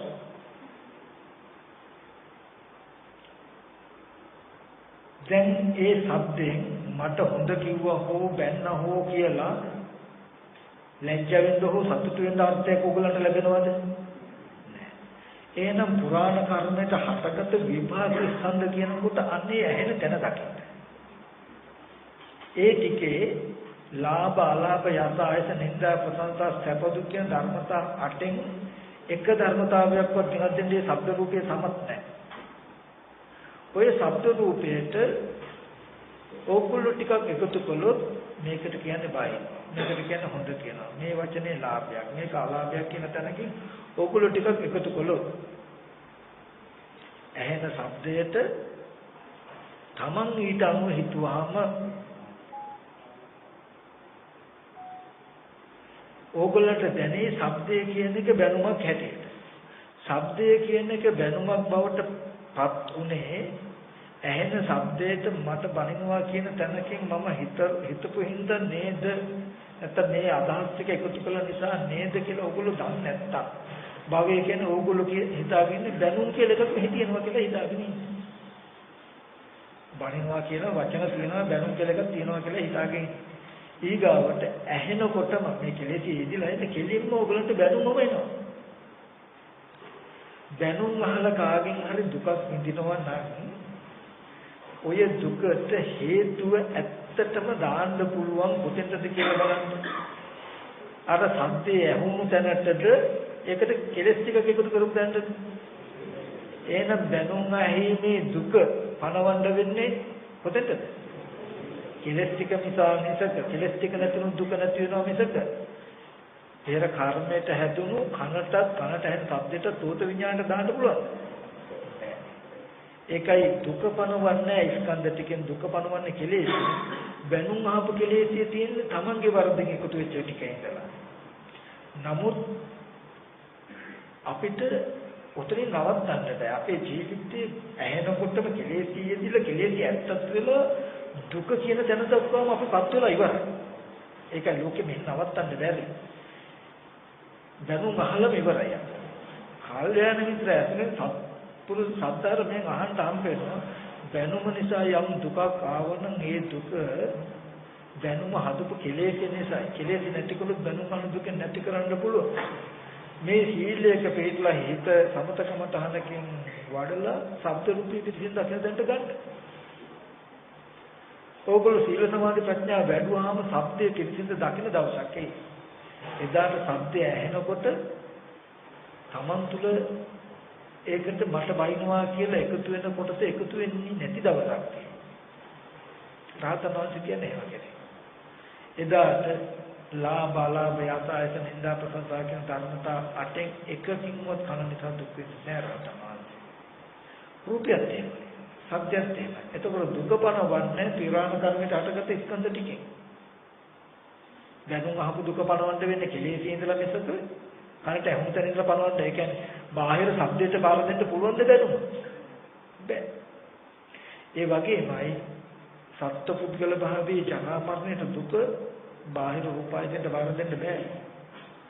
ටීවී එකේ තියෙන රූපයක් කෙනෙක් කියලා පෙන්නලා දුක ගෙනත් දෙනවා නම් මම හැමදාම කියන කතාව තියෙනවනේ. ඒ කෙනෙක් හින්දා නෙමෙයි මේ වස්තුව කෙනෙක් කියලා පෙන්නපු කෙලෙසට නම් ඉතින් මේ දැන් ඒකමයි කියන්නේ. ඒ රූපයක් කෙනෙක් කියලා පෙන්වුවා නම් පෙන්නලා දුක ආවනම් බලන්න දුක හදලා තියෙන මේ වස්තුව පුද්ගල භාවයට පෙන්වපු කෙලෙසේ නිසා නෙමෙයිද කියලා. එහෙනම් දැනුත් දරුවා මරනවා අම්මා මරනවා පුද්ගලයා මරනවා කියලා පුද්ගල භාවයෙන් නිසා එන දුකක් තියෙන පුද්ගල භාවයට පෙන්වන කෙලෙසේ නිසා කියන එක බුදුරජාණන් වහන්සේ පෙන්නනවා. ඕක හඳුනාගත්තොත් ඕගොල්ලන්ට ප්‍රඥාචර්යාවක් හම්බ වෙන දුක ගෙවා ගන්න ක්‍රමයක් හම්බ වෙනවා. ඕගොල්ලෝ දුක නැති කරන්න මොන හරි කරන්නේ පරිශන කරන්නේ මේ විදිහට ලෝකයේ පෙන්නපු මේ ගතියයි දුක ඇතිකලේ කියලා දන්න හින්දා දුක ගෙවා ගන්න ඕගොල්ලෝ වීර්යය කරනවා. මොකද යාට දර්ශනයක් තියෙනවා දුක නිරුද්ධ කළ හැකිමයි කියලා දන්නවා. මොකද බාහිර තිබුණු එකකින් නම් දුක ආවේ අපිට මොකුත් කරන්න බෑ. දුක ඇති කරපු හේතුව තමන්ගාවම තියෙන හින්දා ඒ හේතුව නැති කළ යන දුක නැති කළ හැකි. ඒකයි මම අර හැමදාම කියන්නේ දුක එන්නේ බාහිරෙන් කියලා දැක්කොත් වැදගෙන ඉඳ වෙනවා ලෝකෙට. ඇයි අනිත් කට්ටිය දැනු කියලා දෙයක් තියෙනවා දැන්නොත් දුක එන්න පුළුවන්. ඒ හින්දා බණින් නැති විදිහට ඉතින් බොහෝ චාටිය තියාගන්න වෙනවා. එතකොට දරුවෝ මරනොත් ගෙවල් දරුවා කරනොත් දිනුනොත් දුක එන්න හින්දා මොකද වෙන්නේ? ඒව කැඩෙන්නේ විදෙන්න තියෙන පරිස්සමෙන් තියාගන්න වෙනවා. ඉතින් ඔබ කරන්න පුළුවන් එකක් නෙමෙයි ලේසි වැඩක් නෙමෙයි. කළා ඒ අන්තිමට කරන්න බැරි වීමෙන් මැරෙන්නේ. නමුත් මරණකම උත්සාහය අතරින්නේ නැහැ. දර්ශනයක් තියෙන කෙනා ඊගාවට මුළු ජීවිතේම කැප කරනවා.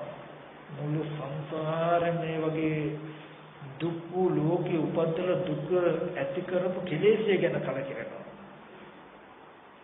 මේ කෙලෙස්ෙන් මිදී ගන්න එයා කොහොම හරි දරබිරිය කරනවා.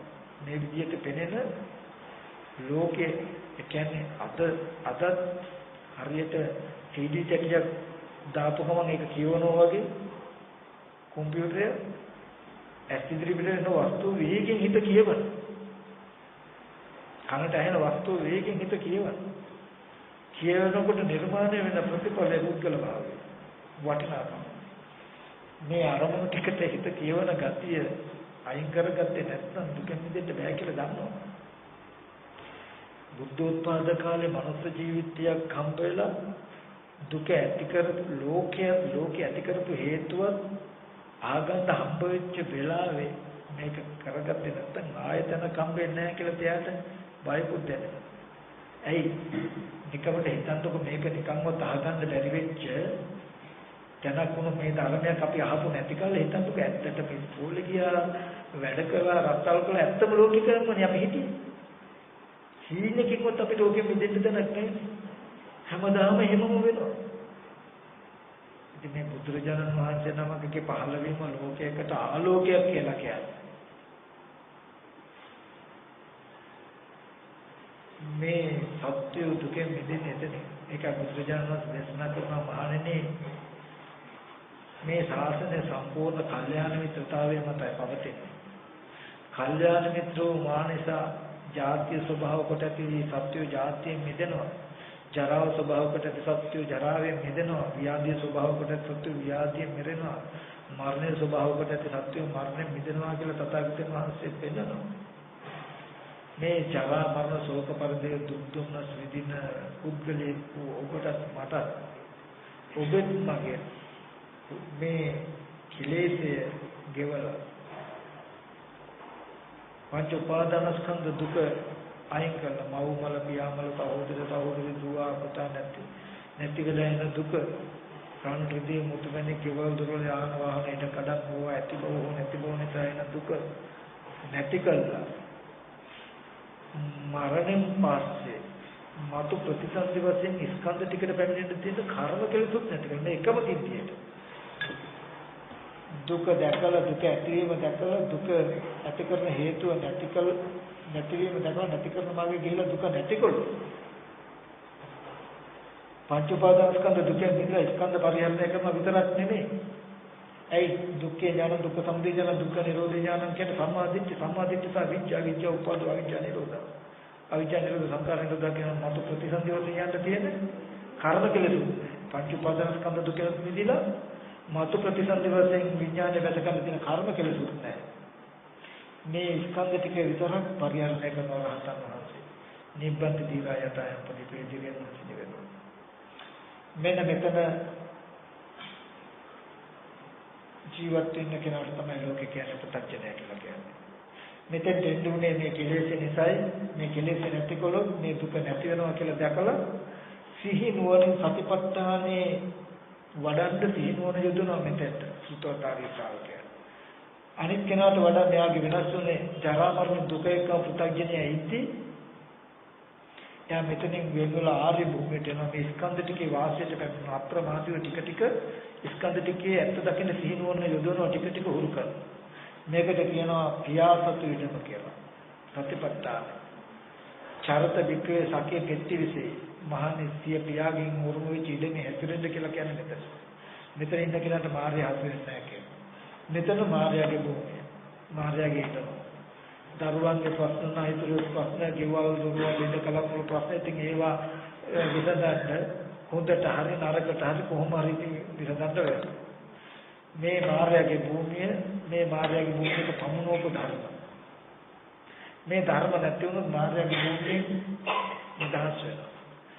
ඒකට මාර්යාගේ භූමිය ඇති කරන ධර්මයේ නැති කළා මාර්යාගේ භූමිය නිදහස් වෙන්න නම් සීලයක පිළිපදලා හිත වඩ මෙන්න මේ ටික නුවණින් විමසීමට කරන්නේ.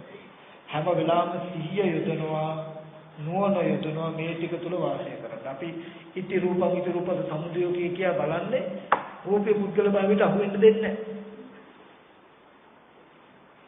මේ කය මම වගේ කියලා අහු වෙන්න දෙන්නේ නැහැ. කෙලෙස්ේ කයට බහලන්න දෙන්නේ නැහැ.